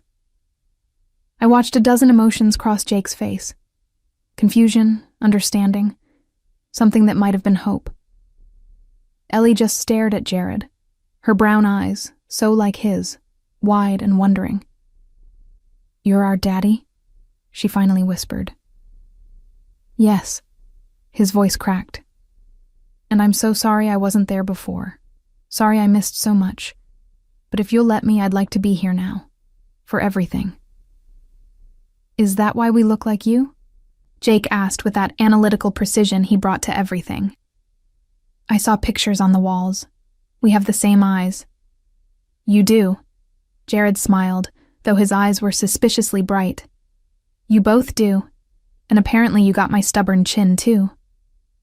Mama says that's her chin, Ellie argued. We can share, I said, my own tears falling now. Families share lots of things. Are we a family? Jake's question was directed at Jared. A real one? We are, if you want to be. Jared's hands were clenched tight, as though he was physically restraining himself from reaching for them. I know this is a lot to understand, and I know I have to earn the right to be your dad. But I promise you, I'm going to try every single day to be someone you can be proud of. Ellie slid off the chair and walked to Jared with that fearless trust only children possessed. Can I call you Daddy? He lifted her into his lap, his arms careful around her small frame. I would love that more than anything in the world. What about me? Jake asked from my lap. Can I call you Dad instead? Daddy sounds like baby talk. Jared's laugh was wet with tears he was trying not to shed. You can call me whatever you want, buddy, as long as you call me. Just like that, the truth was out. The twins accepted it with that adaptability children had, already moving on to questions about whether Jared knew how to play video games and if he had a dog and could they get a puppy now that they had a dad. I watched them together, this little family we'd somehow created despite everything, and felt something in my chest crack open. Terror and hope and love all tangled together until I couldn't tell where one ended and another began. Later, after the twins had gone back to the playroom with Maria, Jared found me in the garden. I was sitting on a stone bench, staring at nothing, trying to process what had just happened. That went better than I expected, he said, settling beside me. They're resilient. Kids always are. I turned to look at him. But you understand what you just promised them? That you're going to be there, be present, be a real father. I understand. His jaw set, and I meant every word. Whatever else happens between us, Josie, I'm their father. That's not negotiable, not temporary, not strategic. That's forever. Forever's a long time in our world, I said. People don't live long when they're caught between the Winstons and Rogers. Then we'll make sure we're the exception. He took my hand, threading our fingers together. 48 hours left on my proposal. Are you having second thoughts? I'm having all the thoughts, I admitted. But no, I'm not backing out. I made a promise to my children that we'd be a family.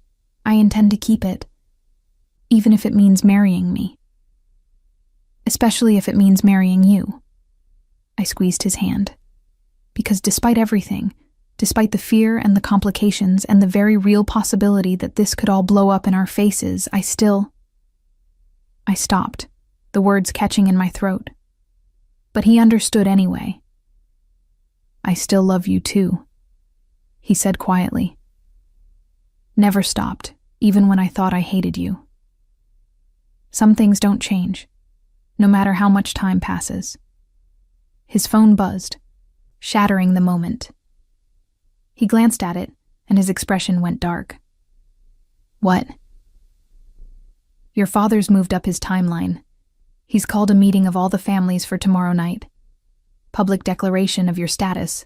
Demand that I release you and the twins to Roger's custody. He stood, already texting rapidly. This is it, Josie. The point of no return. Once we walk into that meeting as an engaged couple, as a unified family, there's no going back. Then we'd better make it count, I said, standing beside him. Because I'm done running, done hiding. If Thomas Rogers wants a war, let's give him one he'll never forget. Jared's smile was fierce and proud. That's my girl. Now come on. We have a wedding to plan and a war to win. Not necessarily in that order. As we walked back to the house, his arm around my waist and my head held high, I felt it. That shift. That moment when you stop being a victim of your circumstances and start taking control. My father thought he could use me and my children as weapons. He was about to learn just how dangerous a mother could be when her family was threatened. And Jared Winston, the man I'd loved and lost and found again, was about to show the entire Texas underworld why you never came between him and what was his. Tomorrow night, at the meeting of families, we'd make our stand. Together. Let me continue with the preparation for the meeting and the confrontation itself. The next 36 hours passed in a blur of preparation. Jared's house transformed into a war room, men in expensive suits coming and going at all hours, their voices low and urgent behind closed doors. I caught fragments of conversations, alliances being called in, favors being collected, strategic positions being secured. This wasn't just about protecting us anymore. This was about power, about who controlled the Texas underworld. I kept the twins occupied, grateful for Maria's help in maintaining some semblance of normalcy for them. They didn't need to see the weapons being checked, the security being tripled, the cold calculation in their father's eyes as he planned for every possible outcome. The morning of the meeting, I woke to find an elegant black dress laid out in my room. Not the kind of thing I would have chosen. This was armor disguised as couture. High-necked, long-sleeved, the fabric expensive enough to announce wealth without being ostentatious. And beside it, a velvet box containing a ring. The engagement ring was stunning. A large diamond surrounded by smaller stones, set in platinum with delicate engraving along the band. But it was the craftsmanship that caught my breath. The engraving showed two vines intertwined, impossible to separate, growing stronger together. "It was my grandmother's," Jared said from the doorway, making me jump. "She wore it for 53 years. My grandfather had it made when they eloped, when both their families said the marriage would never last." "Did it?" I asked, unable to look away from the ring. "Until the day he died. She followed 6 months later. Said there was no point living without him." He moved closer. "They built something real, Josie. Despite the odds, despite their families, despite everything that should have torn them apart. I'd like to think we can do the same." I finally met his eyes. "You're asking a lot.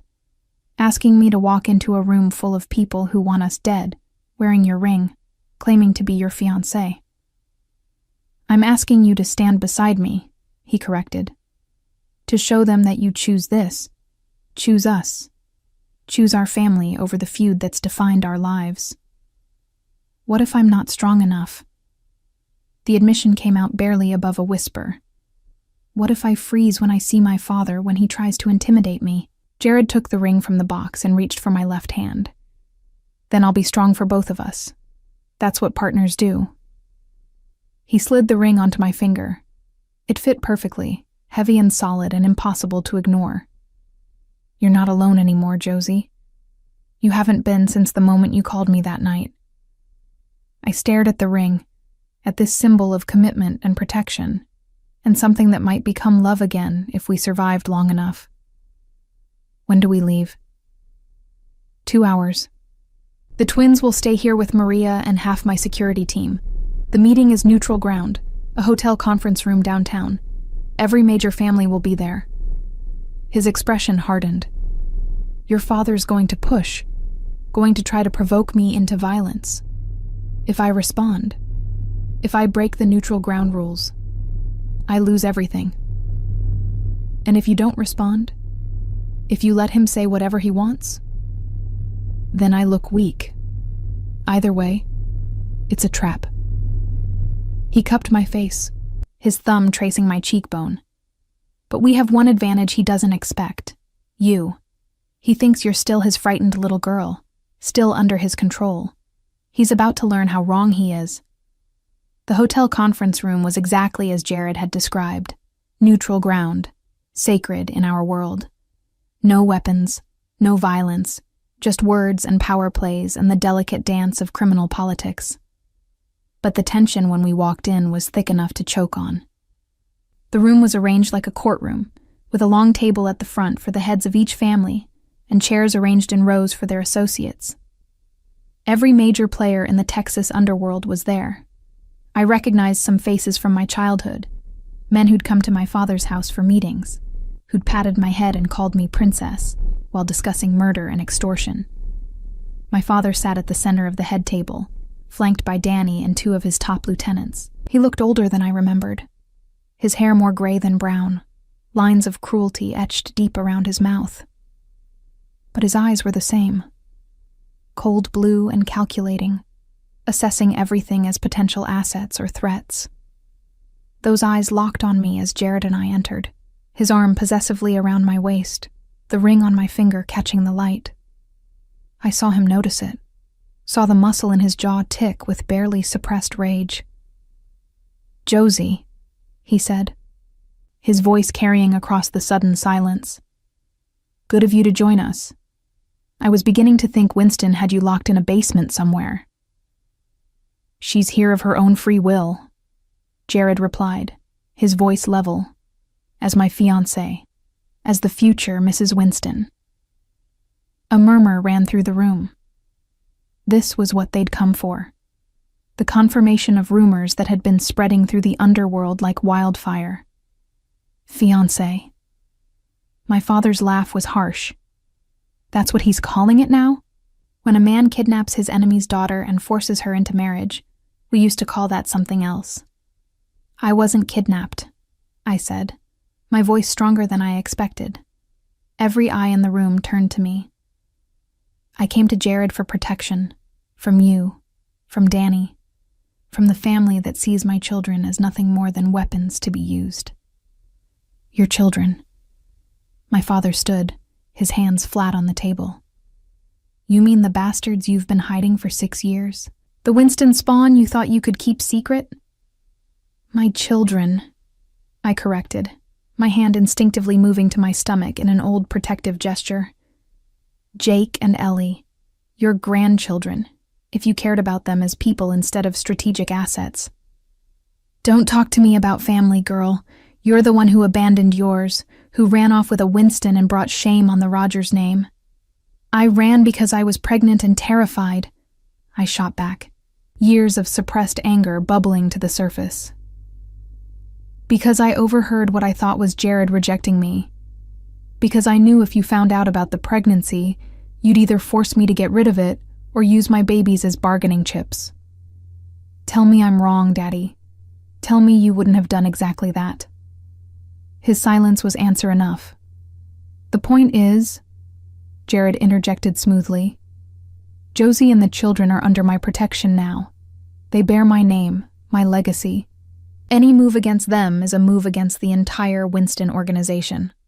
I trust everyone here understands what that means."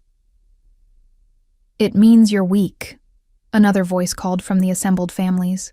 Marco Castellano, head of the Italian syndicate that controlled the ports. "It means you let emotions cloud your judgment. First, your brother dies, and you take over unprepared. Now you're making alliances through marriage like some medieval king. The Winston Empire is crumbling, and we're all watching it happen." "Is it?" Jared's voice went cold. "Funny. My revenue is up 40% since I took over. My territory has expanded into areas Marcus never touched.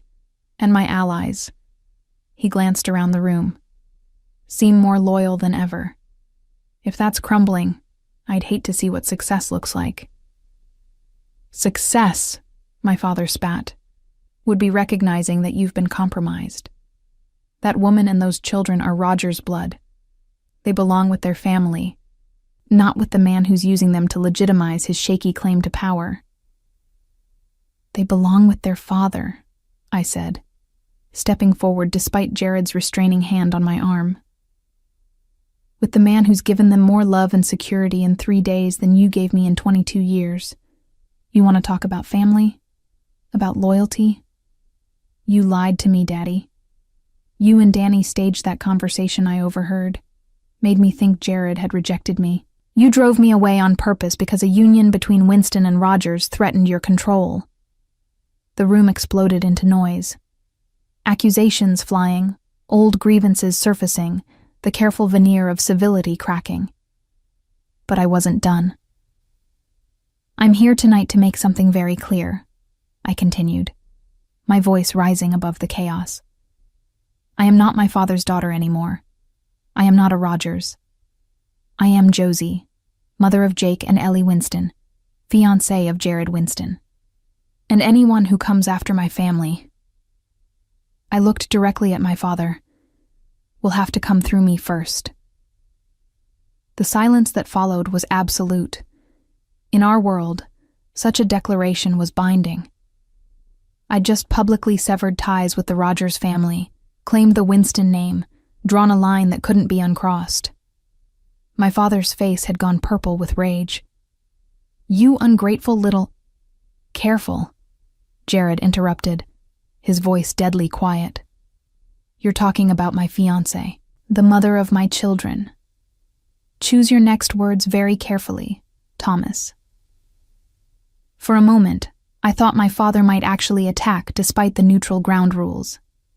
His hand moved toward his jacket, and half the Winston men in the room tensed, ready to respond.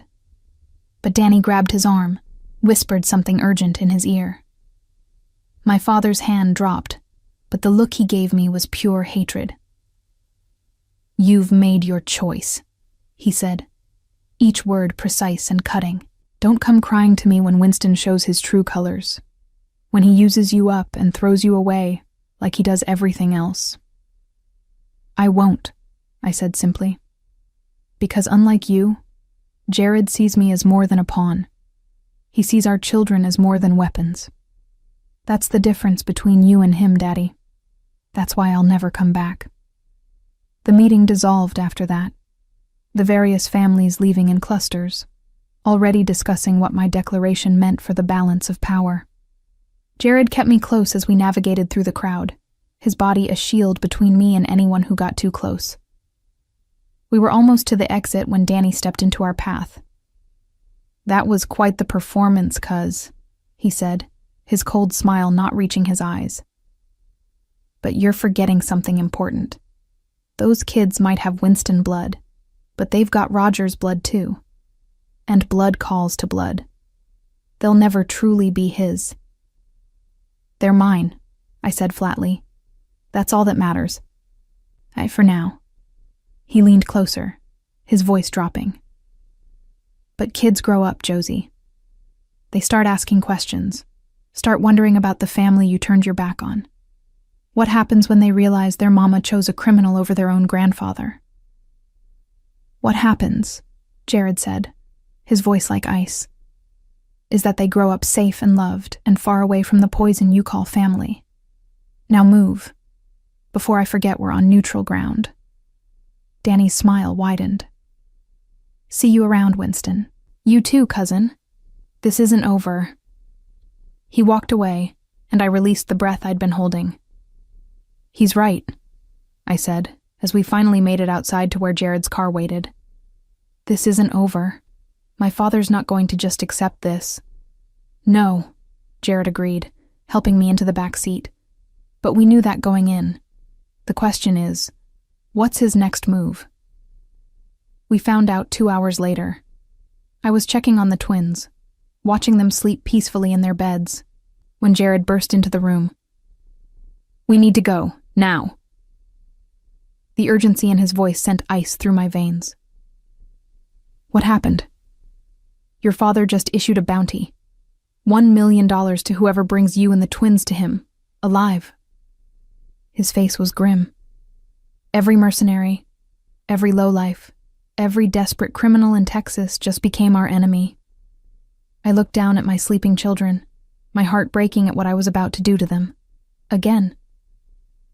"Then we run," I said. "We take them and we disappear somewhere he can't find us." "No." Jared's voice was firm. "No more running, Josie. This ends now. I'm calling in every favor, every alliance, every resource I have. We're going to end this threat permanently." "How?" His expression was cold, ruthless, every inch the mob boss he'd become. We go to war. War. The word hung in the air between us, heavy with implications I didn't want to fully comprehend. I'd seen what happened when families went to war in our world. Bodies in the street, businesses burned, innocent people caught in the crossfire. The twins, I whispered, looking at Jake and Ellie's sleeping forms. We can't have a war with them here. What if something goes wrong? What if... Nothing will go wrong. Jared's hand settled on my shoulders, firm and grounding. I have a safe house, completely off the grid. Former military compound, defended like Fort Knox. Maria will take them there tonight with my best security team. They'll be unreachable while we handle this. You want me to send my babies away? Panic clawed at my throat. What if I never see them again? What if your war fails and my father... Look at me. He turned me to face him fully. This war won't fail because I won't let it. Your father made a fatal mistake tonight. He issued that bounty publicly, in front of witnesses. He broke the neutral ground treaty by putting a price on your head before we even left the building. Every family saw it, and half of them are already calling to pledge support to us.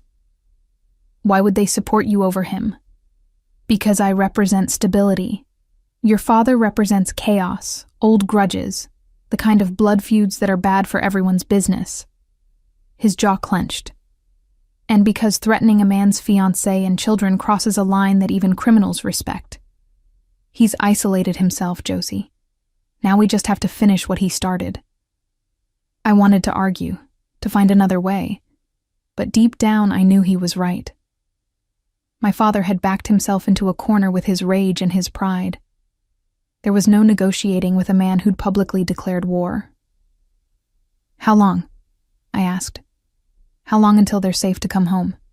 48 hours, maybe less. He pulled out his phone. I'm making the calls now. By morning, Thomas Rogers will understand exactly what he's unleashed. The next few hours were a controlled chaos. Maria packed bags for the twins while I held them, memorizing the weight of their small bodies against mine. They woke briefly, confused but trusting as I explained they were going on a special adventure. Like secret agents? Jake asked sleepily.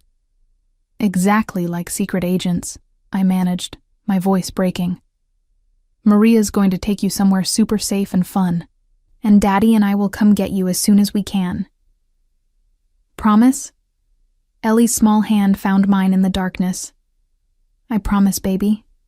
Cross my heart. I kissed them both, breathing in their scent, fighting the terror that this might be the last time. Jared stood in the doorway, watching. When I finally let them go, when Maria led them to the armored SUV waiting outside, he was there to catch me as my knees buckled. They'll be safe, he murmured into my hair. I swear on my life, Josie, nothing will touch them. I clung to him, this man who'd become my anchor in the storm. What happens now? Now we make your father regret he ever issued that bounty. The war room Jared set up in his study looked like something from a military operation. Maps of the city spread across every surface, marked with red and blue pins showing territories and assets. Phone calls came in constantly. Men in suits appearing to give reports, receive orders, disappear back into the night. I sat in the corner, watching Jared orchestrate it all with a precision that was almost beautiful. This was who he really was. Not the gentle father who'd built block castles with our daughter, but the ruthless strategist who doubled his family's empire in 6 years. The Port Authority just pulled Rogers' shipping licenses. One of his lieutenants reported around midnight. Without those, he can't move product. He's losing millions per day. Good. Jared didn't look up from the map he was studying. What about his political connections? Judge Morrison and Commissioner Hayes both called. They're withdrawing support. Said they can't be associated with someone who threatens women and children publicly. I watched my father's power structure crumble in real time, dismantled by Jared's methodical assault on every pillar he'd built his empire on. It should have felt like victory. Instead, it felt like watching a wounded animal being backed into a corner. And cornered animals were the most dangerous. "He's going to retaliate," I said into the quiet after the latest lieutenant had left. "You're taking everything from him. He won't just accept defeat." "I know." Jared finally looked at me, his eyes tired but determined. "That's why we're ending this tomorrow. I've called a final meeting, just him and me. Neutral ground again, but this time with terms he can't refuse." "What terms?" "Complete surrender. He dissolves his organization, retires, leaves Texas permanently. In exchange, I let him live and don't pursue criminal charges that would put him away for life." He crossed to where I sat, crouching so we were eye level. "It's more mercy than he deserves after what he's done. But I'm offering it anyway because he's still your father. Because despite everything, that bond matters." Tears burned my eyes. "You'd do that?" "Let him go after he threatened our children. I'd do anything to give you peace." His hand cupped my face. "Including making deals with men I'd rather destroy. Your father lives, but he loses everything else. That's the compromise." "And if he refuses?" Jared's expression went cold. "Then I don't make the offer again." The meeting was set for noon the next day at the same hotel, same conference room. But this time, the atmosphere was different. No assembled families, no audience. Just my father with Danny at his side, and Jared with me. My father looked like he'd aged a decade overnight. His face was gray, his hands shaking slightly as he sat across from us. But his eyes still held that stubborn rage, that refusal to accept defeat. "You've destroyed me," he said without preamble. "Taken everything I spent 40 years building. I hope you're proud of yourself, Winston." "I gave you a choice," Jared replied calmly. "You could have accepted Josie's decision, acknowledged the children, walked away with your dignity intact. Instead, you declared war. This is the consequence." "She's my daughter." The words came out broken. "My blood, and you stole her." "He didn't steal me, Daddy." I leaned forward, needing him to hear this. "I chose him. I chose our children. I chose a future that didn't involve using people as weapons or treating family as assets." "You chose wrong." He looked at me with something that might have been grief beneath the anger. "That boy's no different than I am, Josie. He's built his empire the same way, on blood and violence and fear. You think he's going to protect you? He's going to use you just like I would have.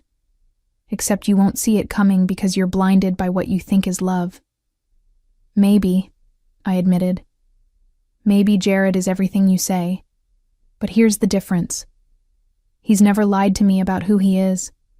He's never pretended to be something he's not. And when I came to him scared and desperate, he offered protection without conditions. That's more than you ever did." My father's face crumpled, and for a moment, I saw past the crime boss to the man beneath. The father who'd once pushed me on swings and taught me to ride a bike, before the family business consumed everything, before power became more important than love. "I'm offering you a way out," Jared said into the heavy silence. "Sign over your territories, dissolve your organization, leave Texas. Do that, and you get to live. You get to walk away instead of ending up like every other boss who couldn't accept when they'd been beaten." "And if I don't?" My father's voice was hollow. "Then tomorrow morning, every federal agency in Texas gets a file containing 40 years of evidence against you. Every murder, every extortion, every crime you've ever committed. You'll die in prison, Thomas. Alone and forgotten." It was checkmate. We all knew it.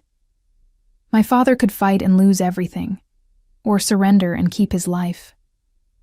Danny leaned close, whispered something urgent in my father's ear. I saw the calculation in my cousin's eyes, the cold assessment of their position. Unlike my father, Danny knew when to fold. "What about my men?" my father asked finally. "The people who've been loyal to me all these years?" "They get absorbed into Winston operations. Fair wages, fair treatment, as long as they swear loyalty to me." Jared's voice was firm. "But you don't get to stay in contact with them. You don't get to maintain influence. You disappear completely, or the deal's off." My father looked at me one last time, and I saw him really see me for the first time in years. Not as a pawn or a disappointment, but as a woman who'd survived despite him, not because of him. "You really love him?" he asked. "Yes," I said, and realized it was true. Somewhere between the fear and the protection and the shared parenthood, love had grown again. Different from 6 years ago, harder and more knowing, but real. "I really do."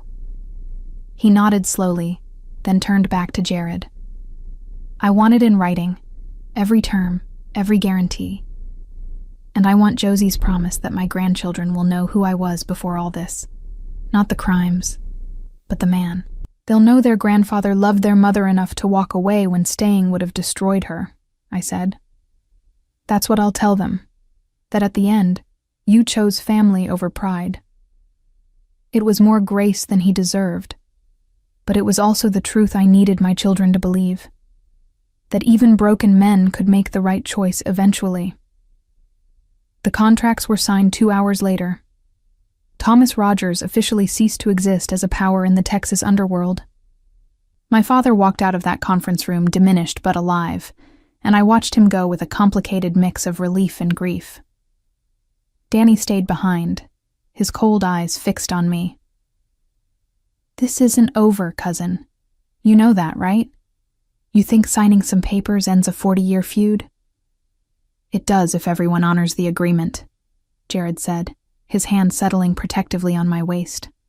"Unless you're planning to break your word." "I'm planning to survive," Danny replied.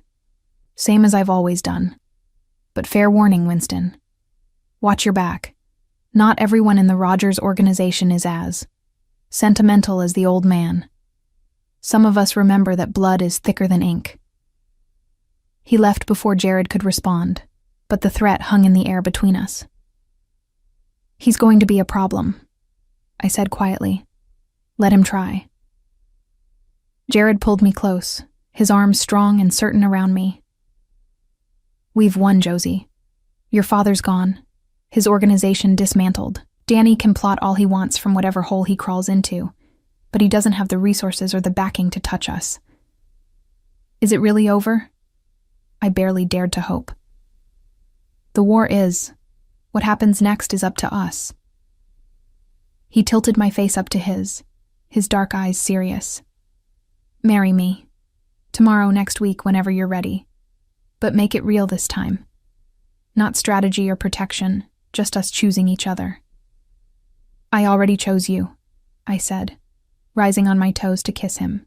"The minute I called you that first night. I just needed time to admit it."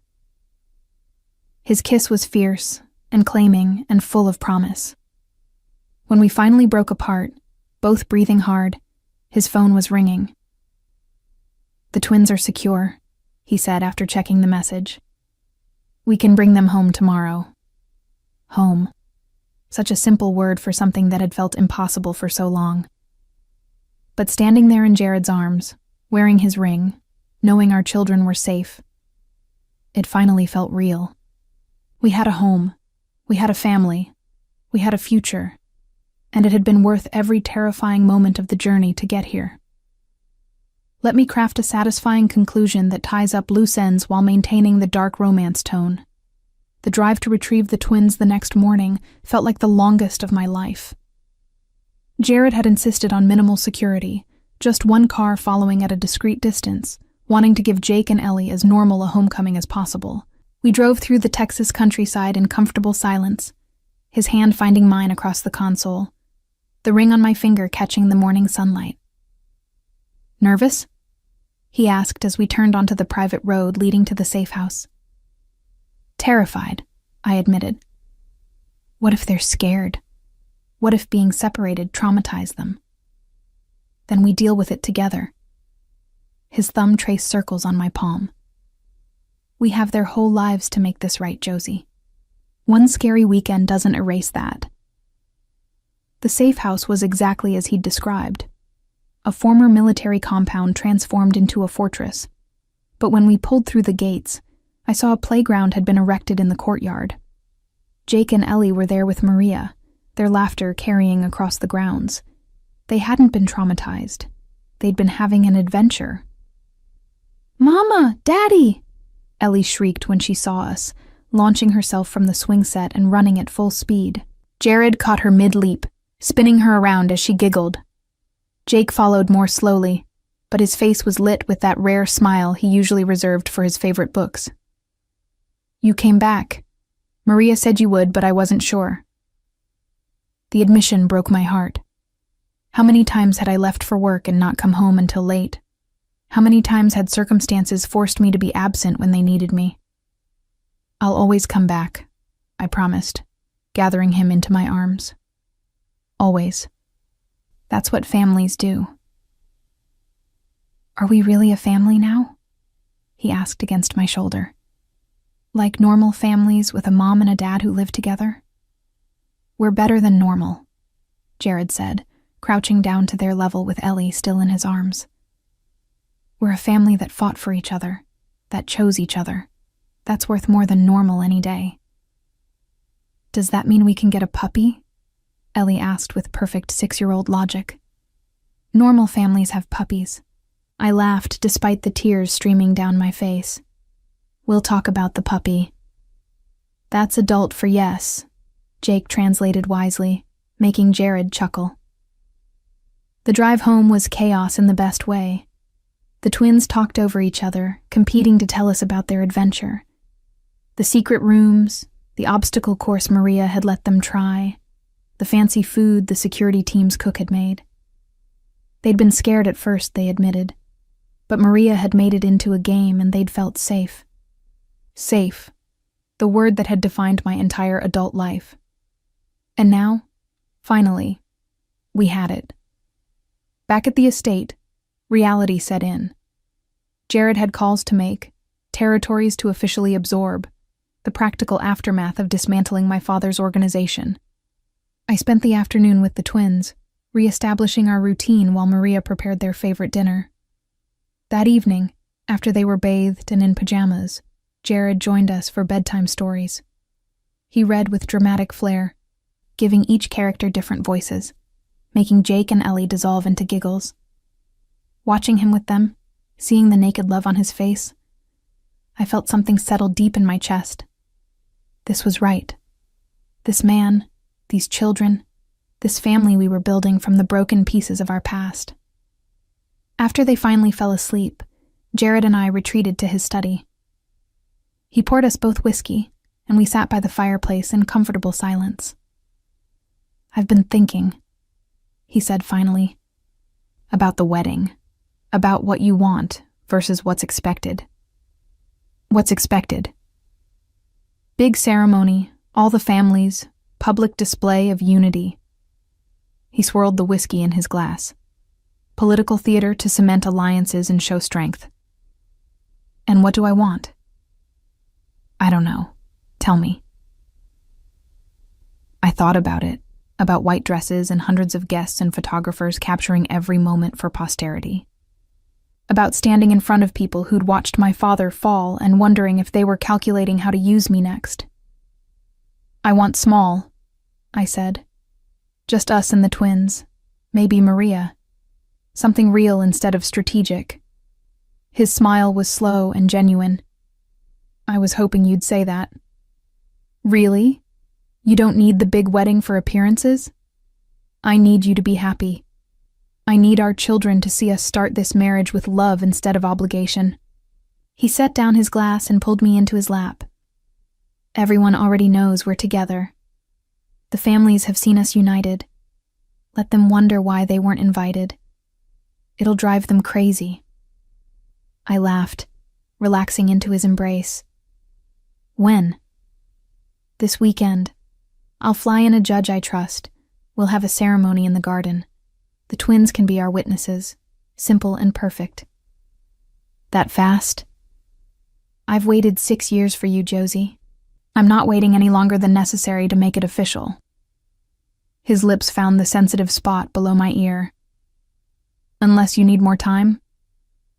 No, I breathed as his hands found their way beneath my shirt. This weekend is perfect. What followed was a claiming in the truest sense.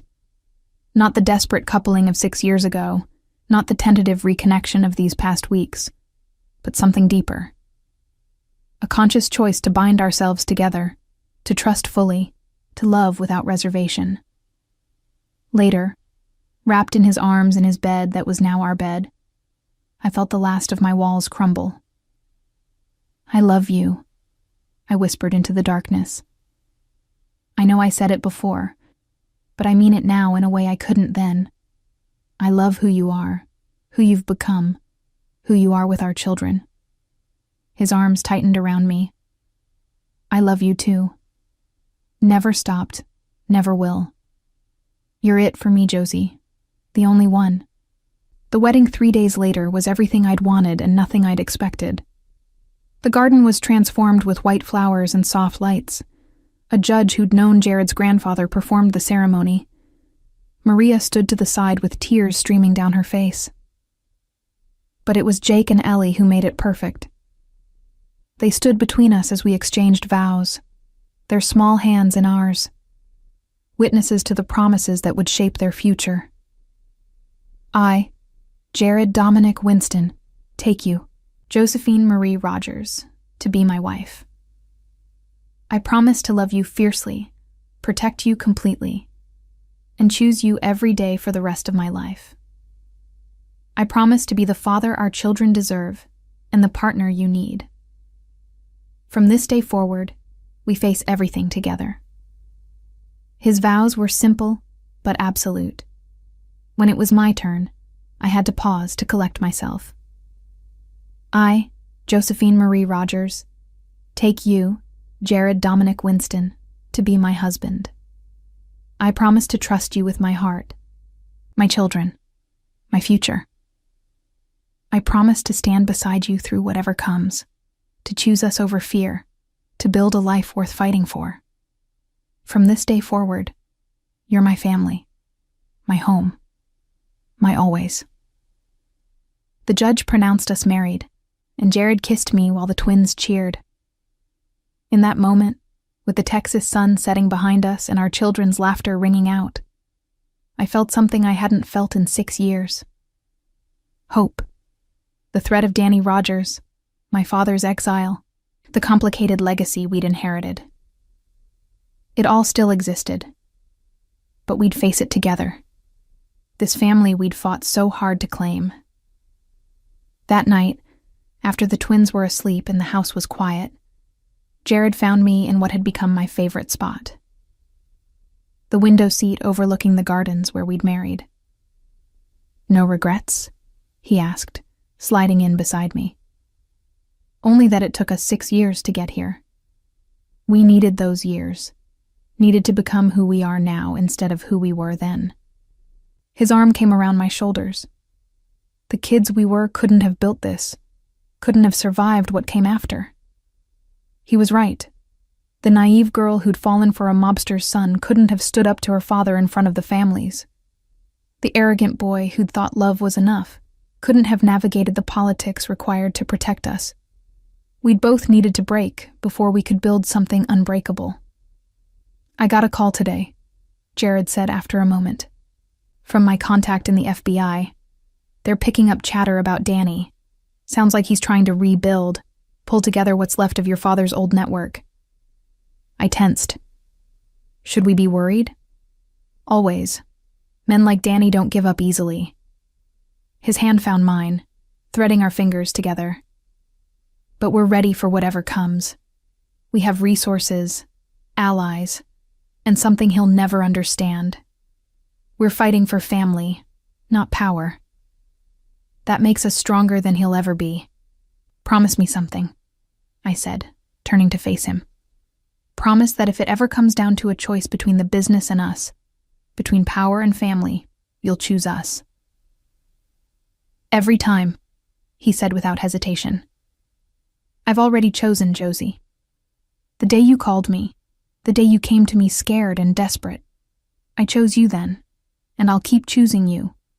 The business, the empire, all of it means nothing without you and the twins. I believed him, against all odds, against everything my past had taught me about men like him. I believed every word. Months later, sitting in that same window seat with Jake on one side working on homework and Ellie on the other drawing pictures of our family, I reflected on the journey that had brought us here.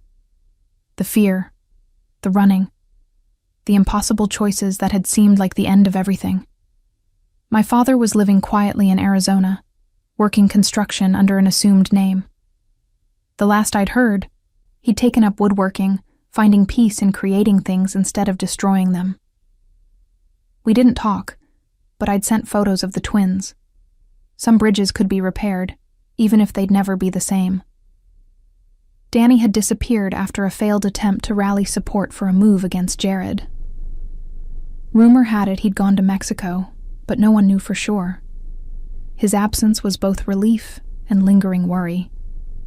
Jared had restructured the Winston Empire, moving away from the most violent aspects, focusing on legitimate business with only enough of the old operations to maintain respect in our world. It wasn't perfect, but it was better. A legacy our children could inherit without shame. Mama, look. Ellie held up her drawing. A family portrait, 4 stick figures holding hands in front of a house. Written at the bottom in her careful letters, "My family. We are safe and happy. Safe and happy." Everything I'd wanted, everything I'd fought for, captured in a 6-year-old's crayon drawing. "It's beautiful, baby," I said, pulling her close. Jared appeared in the doorway, home from another meeting, his tie loosened and his jacket over one arm. His face lit up when he saw us, that soft expression he reserved only for his family. "How are my favorite people?" he asked, crossing to drop kisses on each twin's head before finding my lips. "Happy," I said against his mouth.